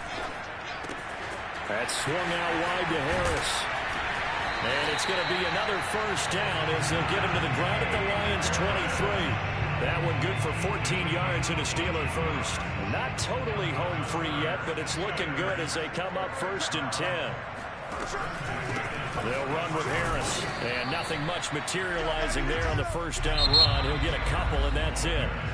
The Lions now going to use the 2nd of their timeouts as they'll head to the sideline and talk over what to do next. This, in all probability, another run here on 2nd and 8. Now here's another carry for Harris. And he'll be taken down at the 20 after a gain of just 1. And the Lions quickly now going to use the last of their timeouts as they'll head to the sideline and talk over what to do next.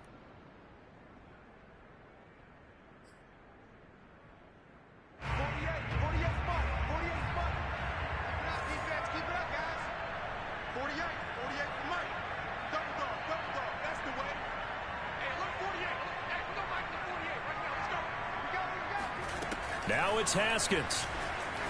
Flush to his right. And the throw there going to be incomplete. So decision time now, because a field goal keeps it a one-score game. What are you thinking? Well, I'm looking at the down and distance, and that's where the issue comes in. It's not short enough that it's a no-brainer and you go for it. You have to analyze this one. To me, you take the field goal, take the points. I don't think you want to risk coming away with nothing. So a nice kick there as they are able to add on to their lead. And that's exactly what you're looking to do. Maneuver yourself into range. That way, if your drive stalls out, you're able to get something out of it. And they do so right there. On the return, Williams. And a nice job there on special teams to limit him to inside the 15 as he's dropped at the 14. For most people, the excitement of a kickoff return is to see a long one that goes back in the opposite direction. But for the guys covering it, it's being able to stop them deep in their own territory. How about that incredible form tackle right there? Shoulder in the ball carrier, and down he goes. Gone. That's complete to Swift out of the backfield. And he works it across the 25 before being tackled. Tell you what, he's been able to put the ball in some tight spots all game long. That throw, no different. Yeah, a lot of people would call it a gutsy type of a throw. I think he looks at it as, I can do it, so it's not that big of a deal to me, and I'm going to keep firing. And that's out to the flat for Swift. 3 yards the gain there, second down.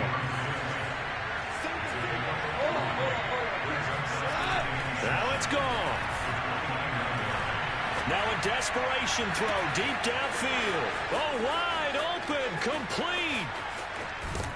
And he almost made it, but just short. Finally out of bounds, right down around the goal line. But I think it's about time I took my eyes off of the secondary or the guys with the football. How about the offensive line on that snap? They took care of business. Absolutely, and when he can stay in the pocket like that, you're going to get big plays like we just saw.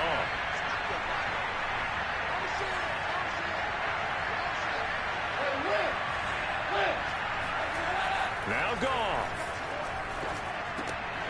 To the end zone, but it's incomplete. They took their shot for the end zone, almost cost him. And he made the right play there, knocking it away. But, boy, it looked like he had a chance to come down with the football. And if he does that, this thing is over. Instead, he leaves him out there with another chance.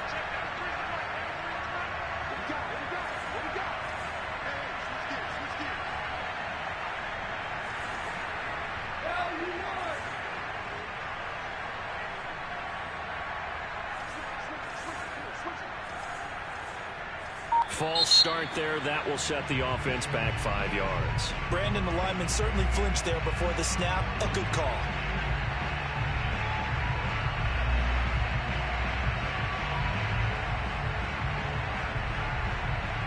Things made a little more difficult after the false start as they try again on second and goal.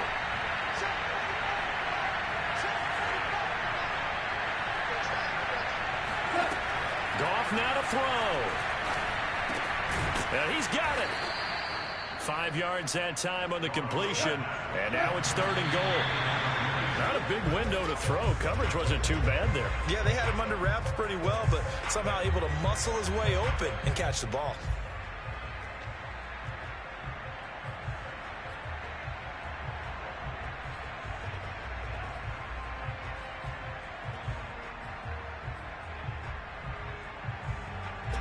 So down 6, and they know they need this one on fourth down.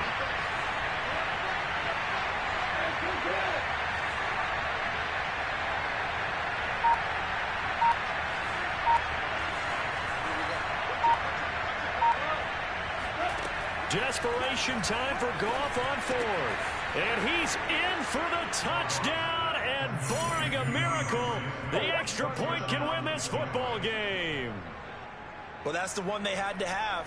Put them in a position where they're tied up, but I got to get out of the way. We still got an extra point that's pretty crucial. That's right, just one more element to complete.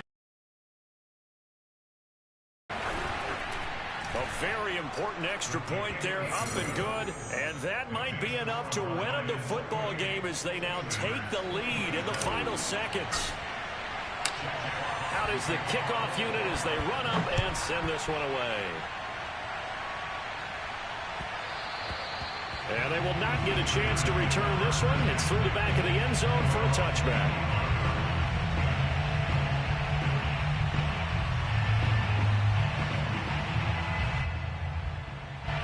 The Pittsburgh offense at the line to start their next drive. You handle this situation. You're thinking 2 plays. One to get yourself in. It's caught inside the 25. And now they're going to get the timeout. So a huge play has them in field goal range with a chance to possibly send this one to OT.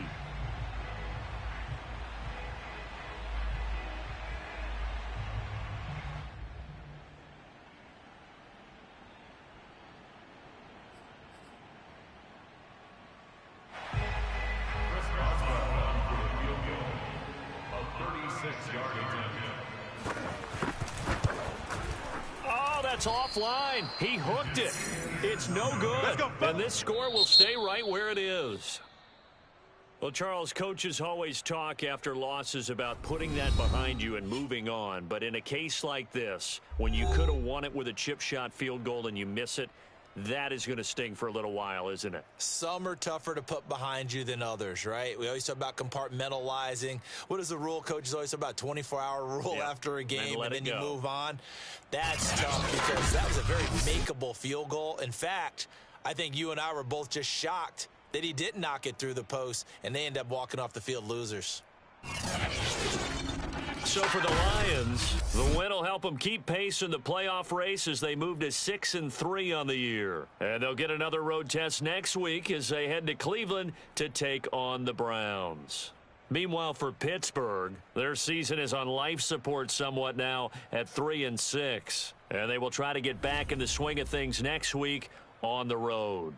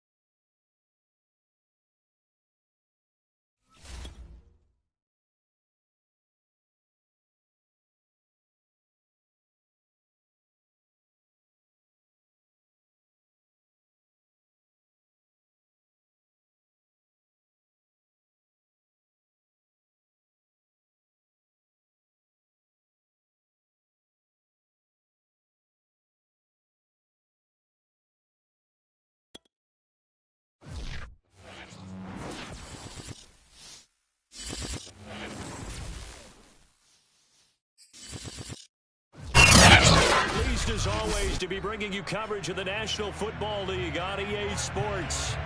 Just a short time ago, smoke from the pyrotechnics filled the dome as the Colts made their way out of the locker room. We're set for football as the Colts get set to match up with the New York Giants. Charles and I have been looking forward to this one all week, and this one is underway here on EA Sports. And tackled at the 21-yard line, so a net negative there of 4 yards. First and 10 at their own 21-yard line.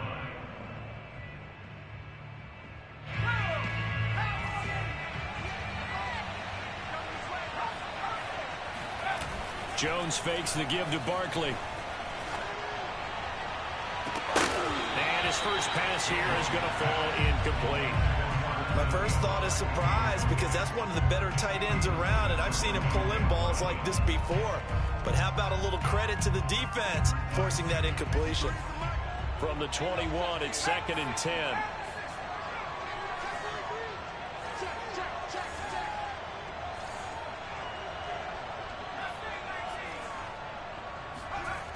Now Jones. And he'll get this underneath, dropping it off for Barkley. That'll leave him with a 3rd and 2 coming up. They got 8 yards there. I like it, I like it, I like it. Get everyone involved in the passing game, and you know you can create those great mismatches throwing it to your guys out of the backfield. You know, on the first drive, that can also help establish some rhythm, right? I think so. It gets everyone involved. They feel like they're part of it. Blitz coming, and down he goes. Darius Leonard coming in and dropping for a loss of 8, and it also brings up 4th. 4th down, so on is the punter, Riley Dixon.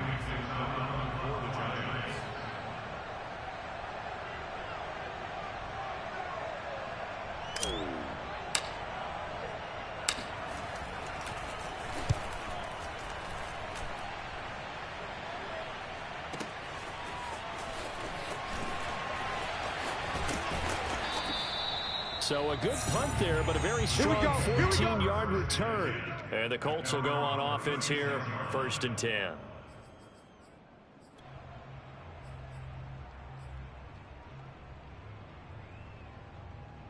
So good starting field position for them here as they come up 1st and 10 at their 36-yard line. Here's Eason off the play fake. And this will be swung out wide for Taylor. And down he goes at the 45 after a pickup of 9. They'll come up now on 2nd and a yard.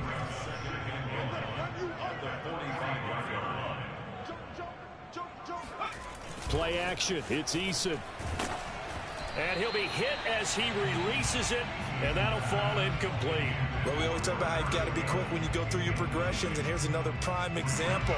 Trying to look downfield, he was standing in the pocket, but just couldn't find anyone open, could he? No, not enough time. They hit him and forced that incompletion. 5-2's the Mike. Mike 5-2. Mike 5-2.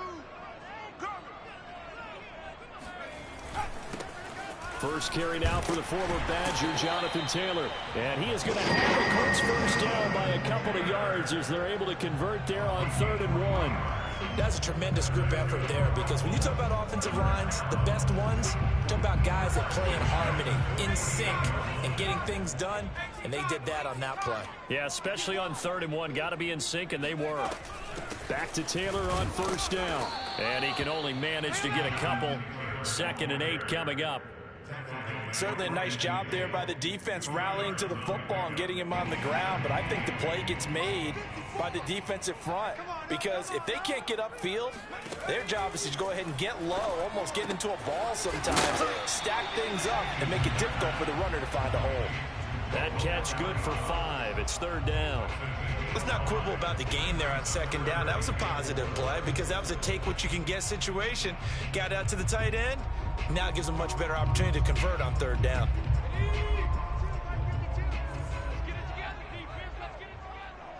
Mike 52. Mike 52. From the gun is Eason. That's going to be caught by Allie Cox. And they're going to have another first down as the tackle's made at the Giants' 22-yard line. A pickup of 24 on the 3rd down conversion. Counting down toward the midway point in quarter 1. First and 10, Eason. And that one drops down, incomplete. Good coverage there, forced the ball free, and it's second down. Nice play there to force the incompletion. And to me, one thing's for sure. When you're the underdogs and you're playing on the road, you absolutely have to get takeaways. You've got to get the ball from them. Yeah, win that turnover battle, going to be key. They didn't get one there, but you get the feeling they keep making plays like that, they might just get a few. Yeah, once you get one, defensive teams think they come in bunches. Eason's throw taken in by Pascal. That'll leave them with a 3rd and 2 coming up. They got 8 yards there. Nyheim Hines, his first carry. And he gets the first down yardage before he's brought down just outside the 10 at the 11.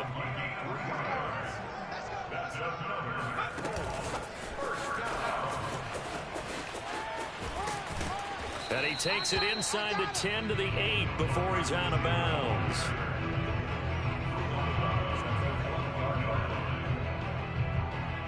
The ball on the 8. Still could get a first down technically. 2nd and 7. That's going to be a long day. 29 is Mike.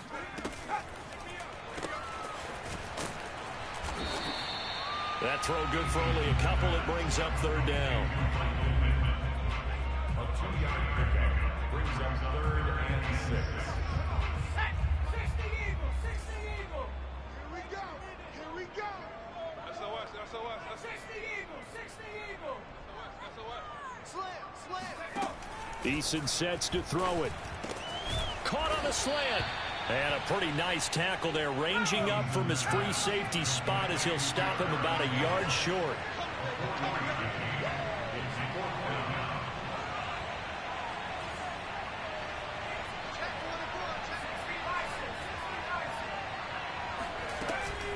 They'll run for it with Hines. And he'll get into the end zone. Touchdown, Indianapolis.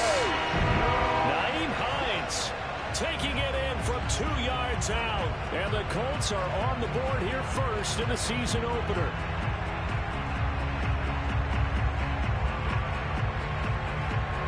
Now the extra point.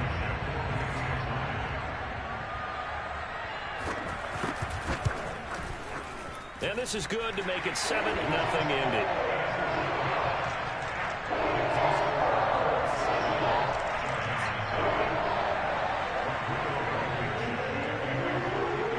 So after the touchdown, here's Blankenship kicking off. And here comes a return from just beyond the goal line. And the decision to come out of the end zone is going to cost him 5 yards as he's taken down right at the 20.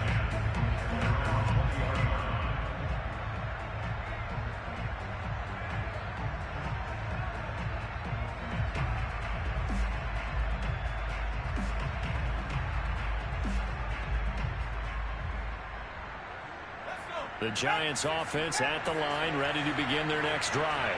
They went 3 and out on their first drive of the new season. Not an ideal beginning as they start drive number 2, 1st and 10.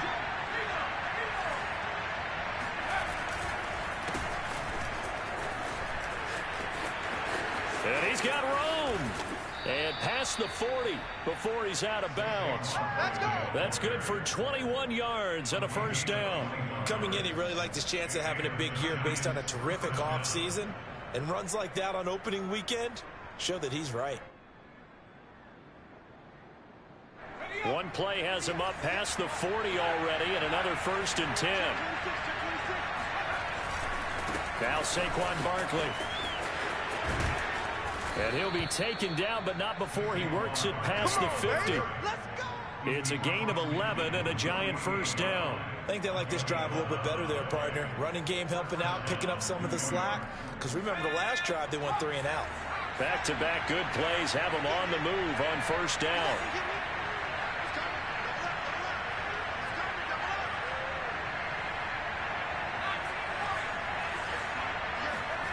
Throwing Jones. And they will not get the connection there. It's incomplete. No coverage bust by the defense here. They did a nice job accounting for everybody, and that led to an incompletion. Here's 2nd and 10.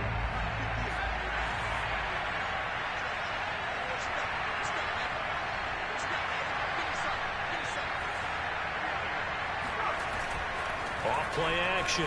Jones. Escaping the pressure right.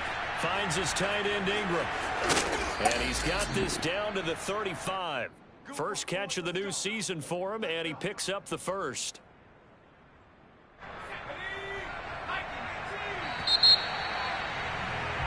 After 1, 7-0 on EA Sports. We got this.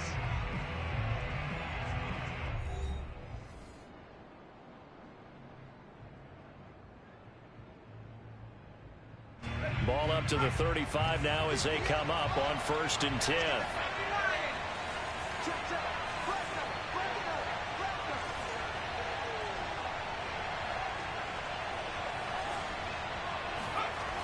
Off the play fake. Jones.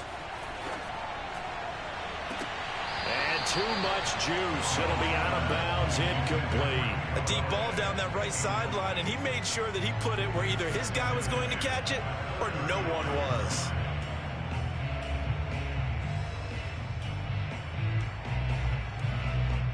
Here's 2nd and 10 now from the 35.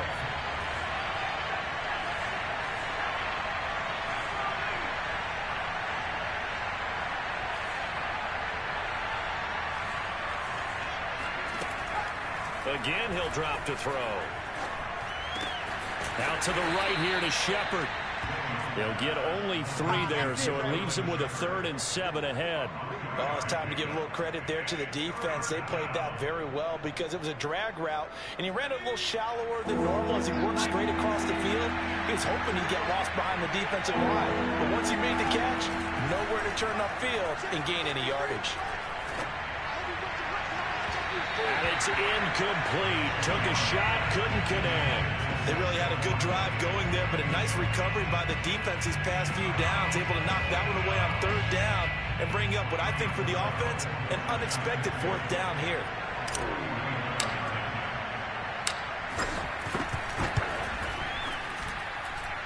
And Gano's kick is right through. And they are on the board, but still trailing. It's 7-3. So the margin shrinks there as they get the field goal to draw them a bit closer here in this 2nd quarter. Yeah, nice snap, nice hole. They just want to keep this game close, so give them credit for finishing that one off with 3. After knocking through the field goal, here's Gano back out there now for the kickoff. This taken in at the goal line.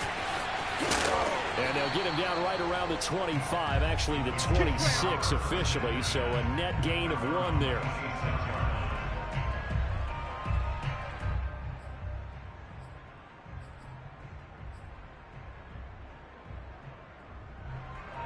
The Colts come to the line ready to start their next drive.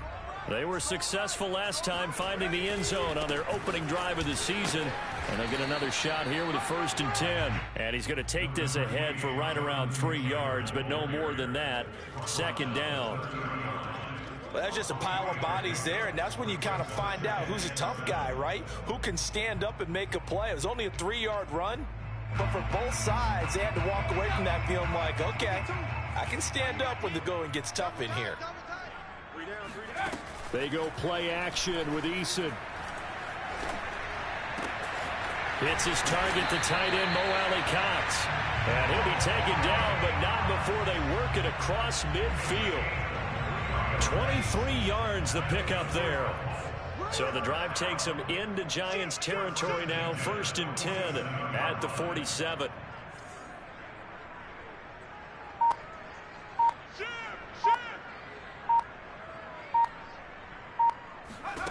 Eason going to throw it out of the shotgun. To the right side, complete to Taylor. And he's out of bounds as he gets this down to the 45. 3 yards the gain there, 2nd down. And we see another pitch and catch there to the running back. This position just continues to evolve. They become just as critical to the passing attack as a lot of receivers, tight ends, because their ability to make people miss in the open field can really generate big plays for an offense. Meanwhile, the throw here is complete. And they're going to have another 1st down as the tackle's made at the Giants' 29-yard line. Another good reception there. The Colts on the march.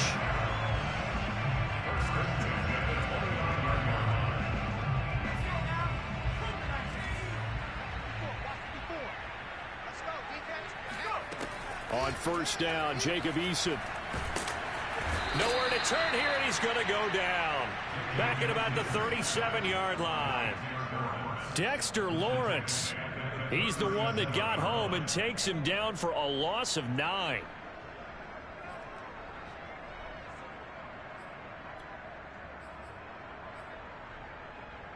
So second and long, and got to be careful not to fall out of field goal range. 29 is Mike. Mike 29. Ricky. Another try after the first down sack. Eason, he'll check this down to Hines. A gain of 4 on the play, and it's going to be third down and a ways to go here. 3rd and 14. That might feel like a little bit of a lost opportunity there for the offense because the defense brought pressure that time. And sometimes against that, you can get out to your running back, and it could turn into a big gain downfield. But what a nice job they did getting to him quickly and holding him to a short gain. A throw there, but that's going to wind up incomplete. Tight defense there on 3rd down, but what a product of good coaching and even better execution because he realized he's in field goal range. No sense forcing anything, and he made sure he didn't. Blankenship's kick is good. And they push the lead up to a touchdown now at 10-3. So a nice kick there as they add 3 to the lead. And from what I've seen so far, Brandon, I think they've been the better of the two teams here in the first half. So even though you want the touchdown, I think that's a nice job there to put 3 points on the board. Let's go, boys. Let's go.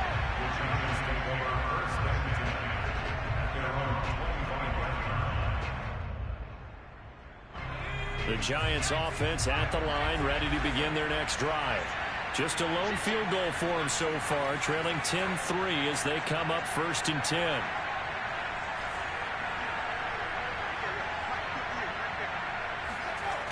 Throwing to start the drive. Jones completes it to Evan Ingram. And they get him down, but not before he takes it across the 40-yard line. That play going for 16 yards to start the drive, 1st down.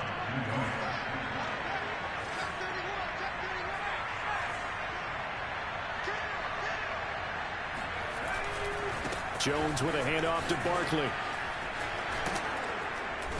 And they get him down right near the midfield stripe. 40 yards rushing for him now in the ball game. Good yardage there on 1st down. Exactly what you want. Get yourself set up to keep making 1st downs, keep the clock running. And if they're smart, you're starting to milk the clock.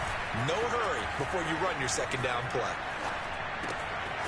Now this pass into the hands of Saquon Barkley. And he'll take it down shy of the 45 at the 46. 4 yards the pickup, 1st down. 1st down, Giants. We remind you that coming up in 2 minutes, we'll again head down to visit with Jonathan Coachman in Orlando, back for another year. He'll have scores from around the NFL here on this opening weekend. Meanwhile, Jones' throw here taken in by Ingram. That is catch number 300 now for his NFL career. Brings up 2nd and 3 at the Colts 39-yard line. 2nd down and 3.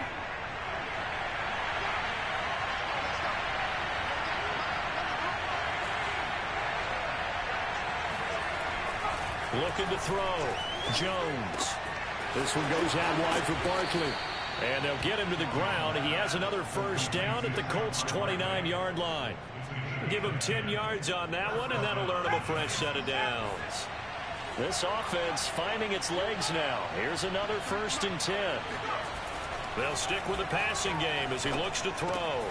Gets this out to Saquon Barkley. And inside the 20 before he's brought down. 13 yards as they've got the connection working. His 2nd catch in a row, 1st down.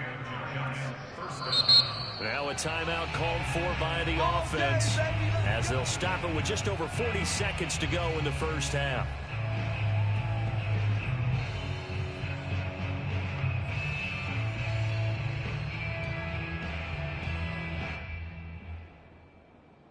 First trip to the red zone for the Giants. They come up 1st and 10 at the 16.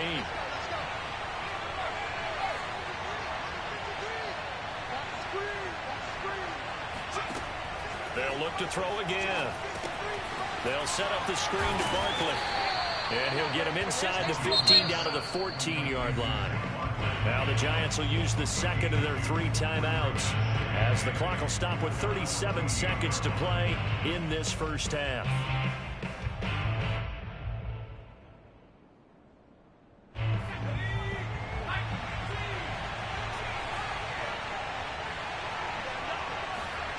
To throw again on second down. Jones. And that is incomplete. Well, he's been targeted quite a bit on this drive, and finally I think the guys on the defensive side, they said no more. They slapped the double coverage on him, made it very tough for him to get the ball. 8th play of the drive forthcoming, and they need 8 yards on third down.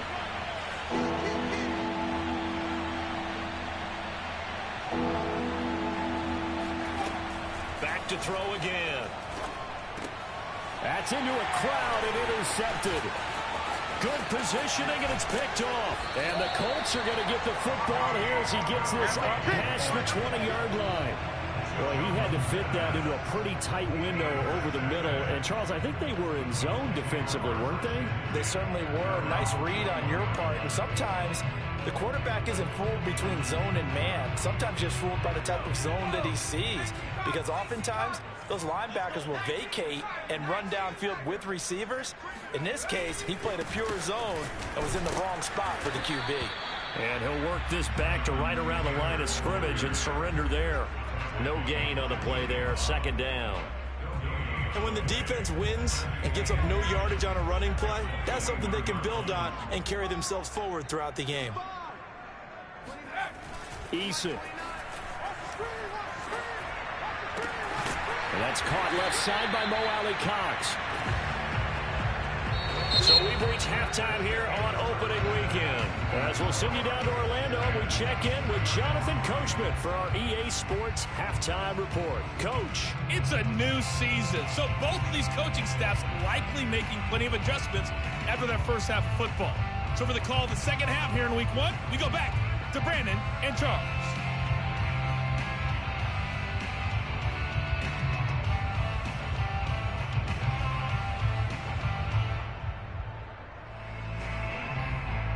Okay, Coach, thanks as always. This one's still anyone's game as we welcome you back for quarter number 3. We'll see if week 1 fatigue becomes any kind of a factor as we are back underway in the second half. No run back here to begin the half, and we will start at the 25-yard line.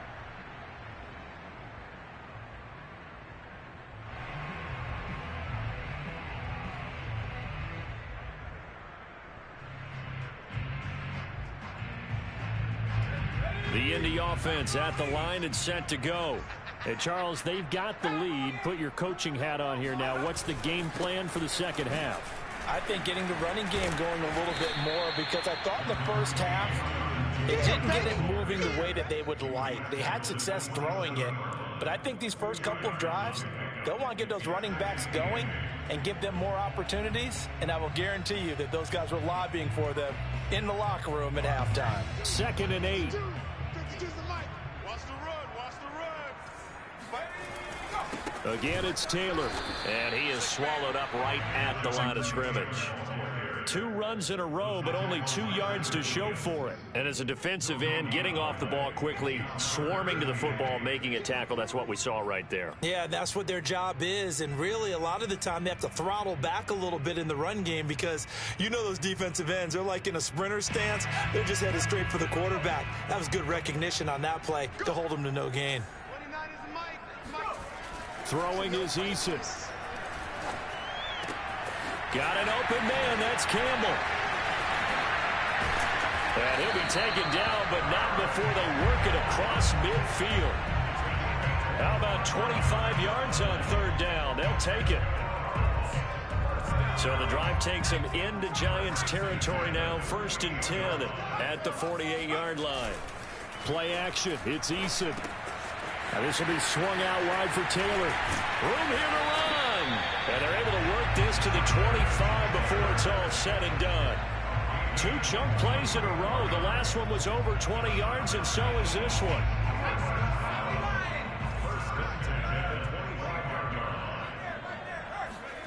Here's Eason off the play fake.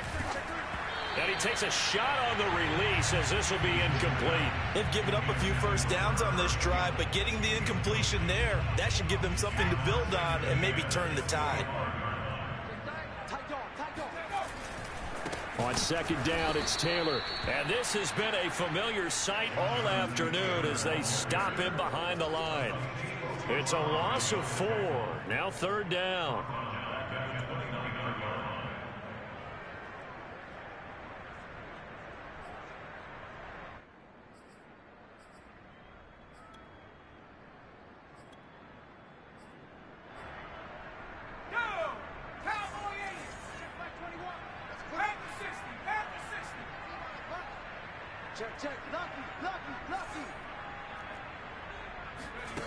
Now Eason.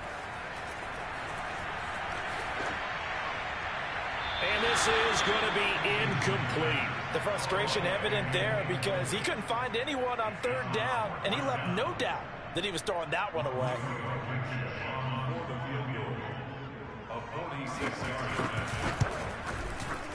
Blankenship's kick is good.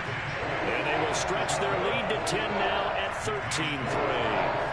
So put another 3 on the board. All things considered, a good opening drive to begin the third quarter. And as a defense, the way that this game is going, you're excited to see those points go on the board. Gives them a little bit of leeway to play with when they're out on the field, but they're real excited to see their offense score. Now they get to go out there and do their part. And this will not be returnable. It's out of the back of the end zone for a touchback.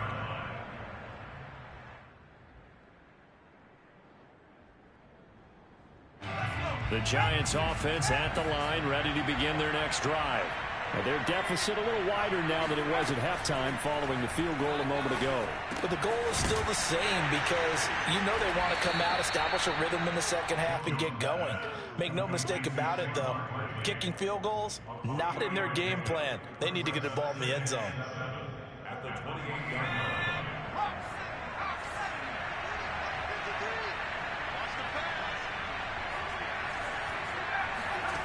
Now Jones. Throwing deep for Galladay. And that is incomplete. We saw this a lot in the first half, and it continues. These receivers just not able to get much separation. So that means they have to win the 50-50 balls. They've got to go up with the defender and find a way to start coming down with him. And this time, contact and another incomplete pass.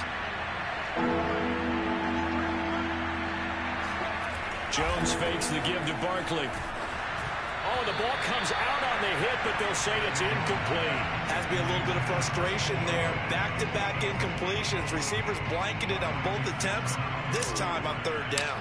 Here's Riley Dixon now as he'll kick it away for the second time. This is taken at the 18. That'll wind up being a 50-yard punt, though they do get 10 back on the return. And possession will switch hands, 1st and 10.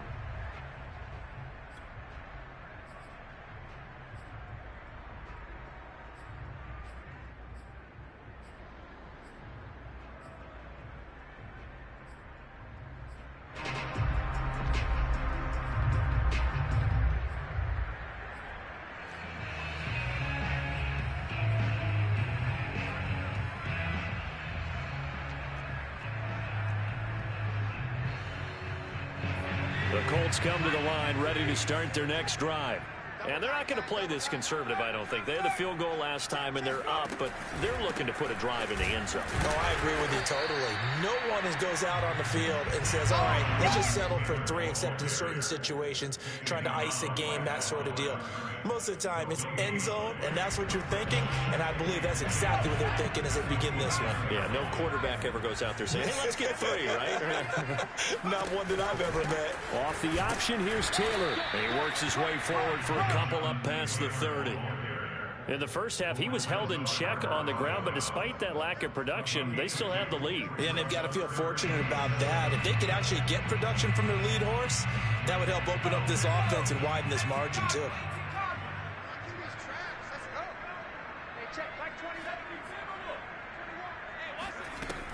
On third down, Hines. And he's stopped up short of the first as they tackle him down at about the 36. It'll be a gain of 5, and the punt team will now come out on 4th down. Now here's Rigoberto Sanchez. And the way this offense has moved the ball, he hasn't been needed till here in the 3rd.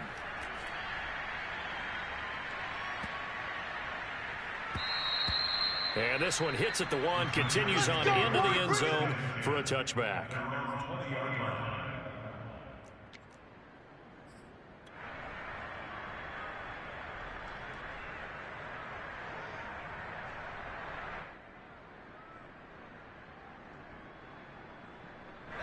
The Giants offense at the line, ready to begin their next drive. And, Charles, they're certainly still right in this game, but they need that offense to wake up and in a hurry. Yeah, I like the way you put it. They certainly did seem to sleepwalk a bit in the first half. Now that their defense has done its job, it's their turn now to go out and try and get some points. And he's got it past the 30 before he's hit and dropped.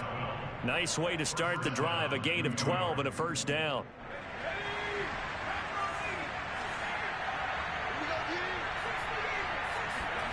Throwing, Jones. He'll rifle this one deep right side. It got his man complete. He will go out right near the 35-yard line. A very nice pickup of 33 yards.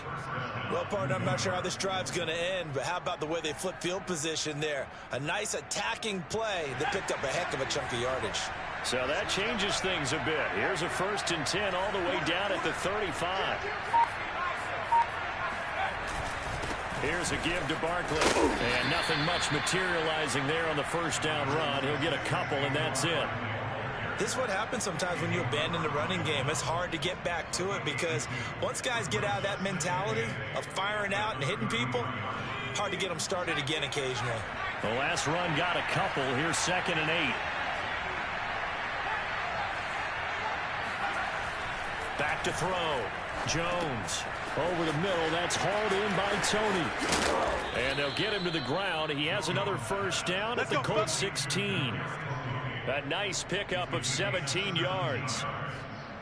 Now what we're seeing, this is much better from this offense because so far in this game, no touchdown to this point.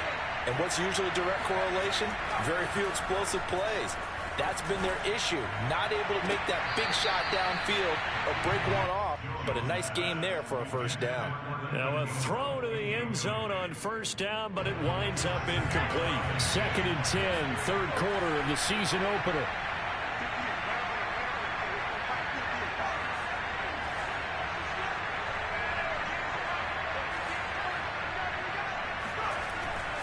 Looking to throw. Jones. He dumps it off to Barkley. And he's brought down. Another good completion on the drive as the Giants have a first down.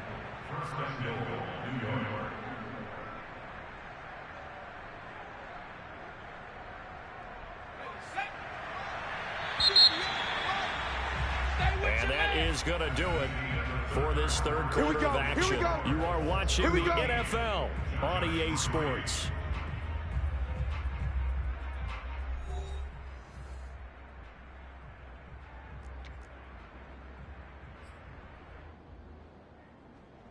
First and goal, and they got to be thinking a chance to get right back into this football game.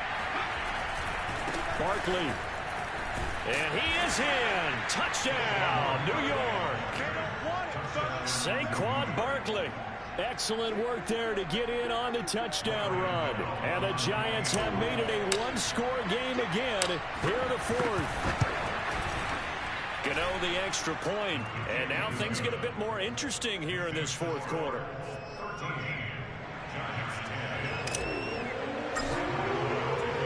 Gano now following the touchdown here to kick it away. And this will be a touchback as that sails over the end line.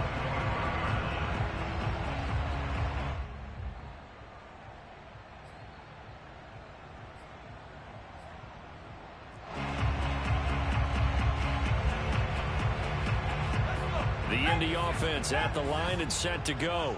That last touchdown has made this really tight. They're clinging now to this slim lead. Second half, they only have a field goal. This offense needs to kick it into gear. And right now, I'm looking directly at the field general, at the quarterback, because to me, he's got to take over right now. By word, pumping his team up, and then, of course, by deed with his play. My high school coach used to say that all the time. Laddie, take over by word and deed. And deed means action. Exactly. 1st and 10, Taylor now. And able to get a couple as he's across the 40 to the 41. And the trend continues here in the 4th like it was in the 1st, 2nd, and 3rd. He's had nowhere to run. And you're probably thinking to yourself, why do they keep feeding him the football? Well, they trust him first and foremost. They do believe that over time he might actually pop one of these runs. But bottom line is, he takes care of the ball well for them, so they'll keep handing it to him. And they run the option on 2nd down. And this play will be blown up. He'll lose yardage back at the 38. This will be a loss of 3, and now a much tougher 3rd down looming.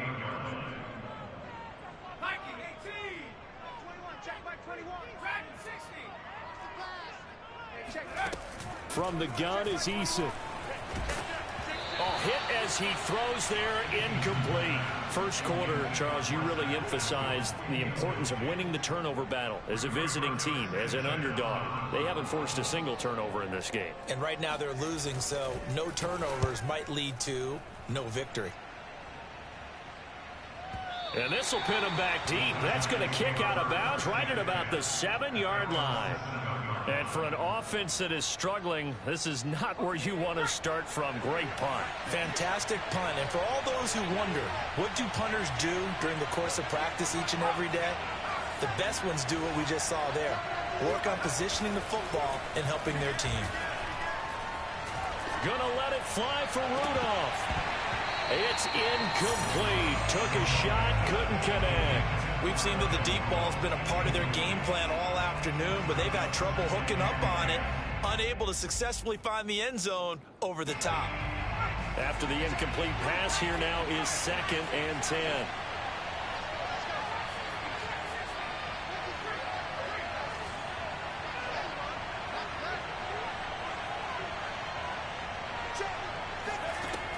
To throw again, Jones. Throw left side, taken in by Slayton. And he is out of bounds, able to get it across the 20-yard line.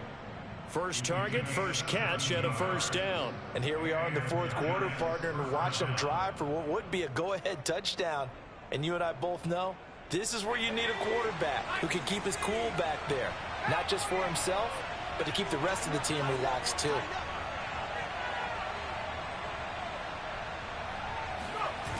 Now a play fake here on 1st down. To Barkley on the check down. Not much there, only a yard. All defenses worry that whenever anyone catches the ball and has a head of steam come out of the backfield, it can turn into a big play with missed tackles or he runs through people. But they were right there waiting, and they stopped him for a minimal gain. Looking to throw again on 2nd down. Jones. All right, rifles one, and that's going to be intercepted. Picked up by Darius Leonard, the linebacker. Brandon, offensively, this has been a tough day for him. Trying to find a place to throw the football. It's been extremely difficult. I've got to give a lot of credit to the secondary, especially the corners who've had the receivers on lockdown.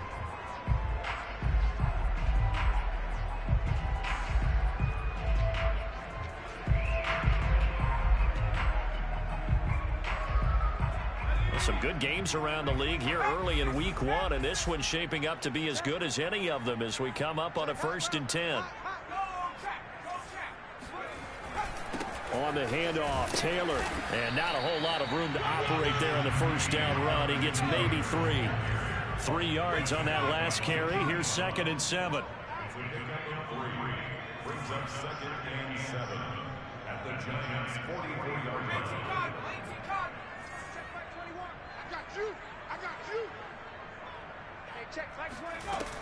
They go to the ground again with Taylor. And here he'll be brought down a little shy of the 35 to the 36. That one a 1st down pickup of 8. I'm guessing you'd say this is kind of the key here. Grind out some yardage, work on that clock, see if you can continue to tick it down. Definitely, you want to bleed things out at this point, right? Continue to possess the football, gain some yardage, and put the onus on the defense. Do they have to use timeouts? What are they going to do to stop you? You're taking charge.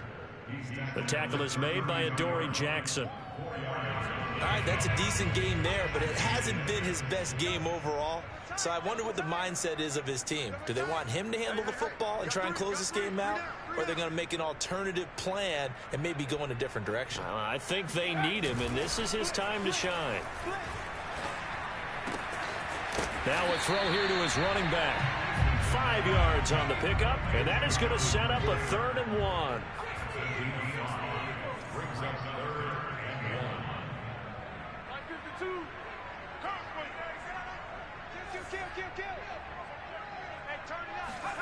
They go play action with Eason. He'll buy some time right. That's going to be caught by Ali Cox. And he's down inside the 5 at the 4 before he's out of bounds. They're able to convert on 3rd down, and that sets up a 1st and goal.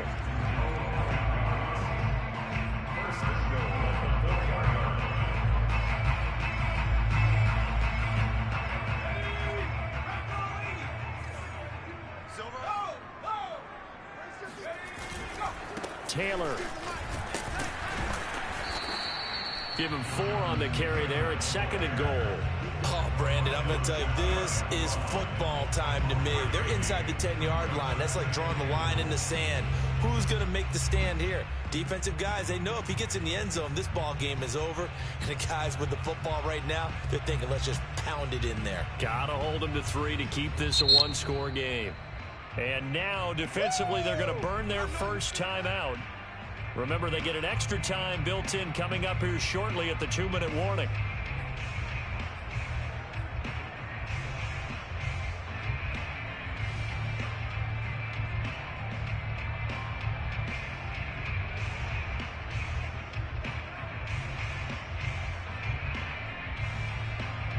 Extra bulk up front for 2nd and inches. 3 tight ends. And they'll let the fullback try and take him home. And running room scarce here. He's going to be stopped in his tracks at the line of scrimmage. And this defense here going to burn their 2nd timeout. But you can also factor in another timeout that they'll get when the clock stops at the 2-minute warning. A big play if you think about it right now in this season opener. It's 3rd and goal. And again, they'll go right back to their fullback. And he takes this one in for a Colts touchdown. A great effort there with his first career touchdown in his first career game. And the Colts are able to grow their lead. Extra point by Blankenship is up and good. And his guys will take a 10-point lead. So after the touchdown, here's Blankenship kicking off. From a yard or 2 deep, here comes a return. And ultimately cannot get this out to the 25-yard line as he's dropped at the 23. At their own 23-yard line.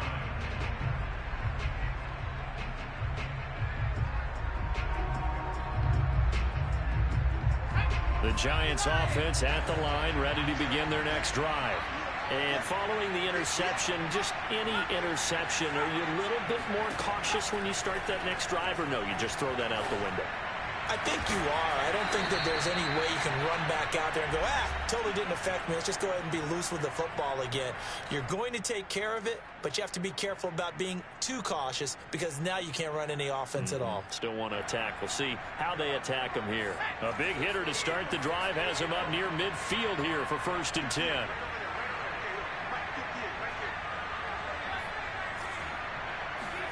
To throw is Jones. They'll get this out to Barkley complete. And they'll get to him after a gain of 7 to the 47.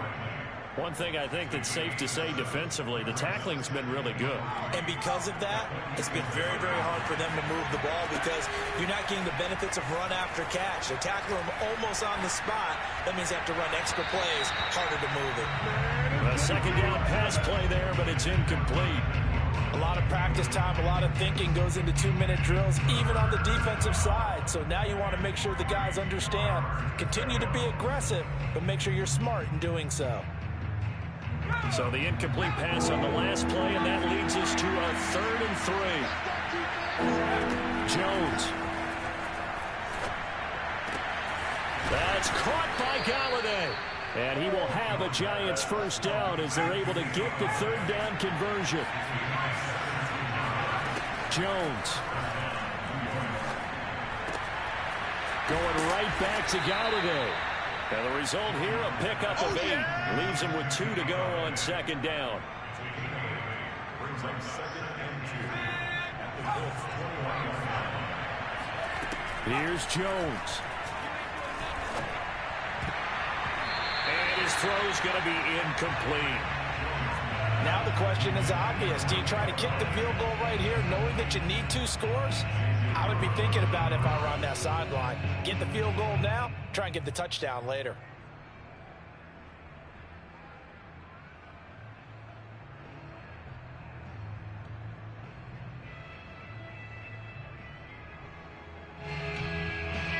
An incomplete pass on that last play, and that means they'll need to come up with something here on 3rd down.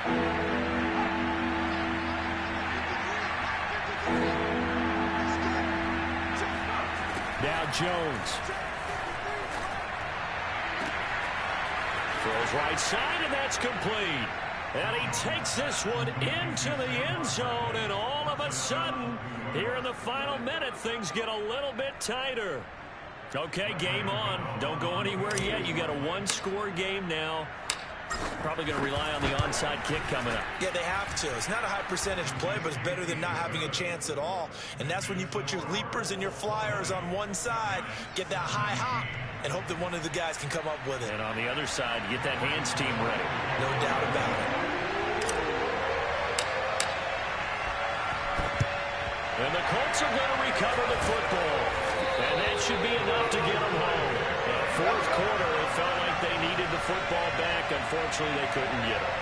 And I know we brought analytics into the game, and someone has said here that the data says that when a team's expecting an onside kick, 80% of the time, the team expecting it, they do actually recover the ball, which is what we saw here. I just wonder if that number is much more of an anecdotal type of a number, kind of like when the coaches tell us, well, when you score on special teams, 93% of the time you win the game. I'm still waiting to see that number is empirical. The Colts in victory formation now as they take the knee.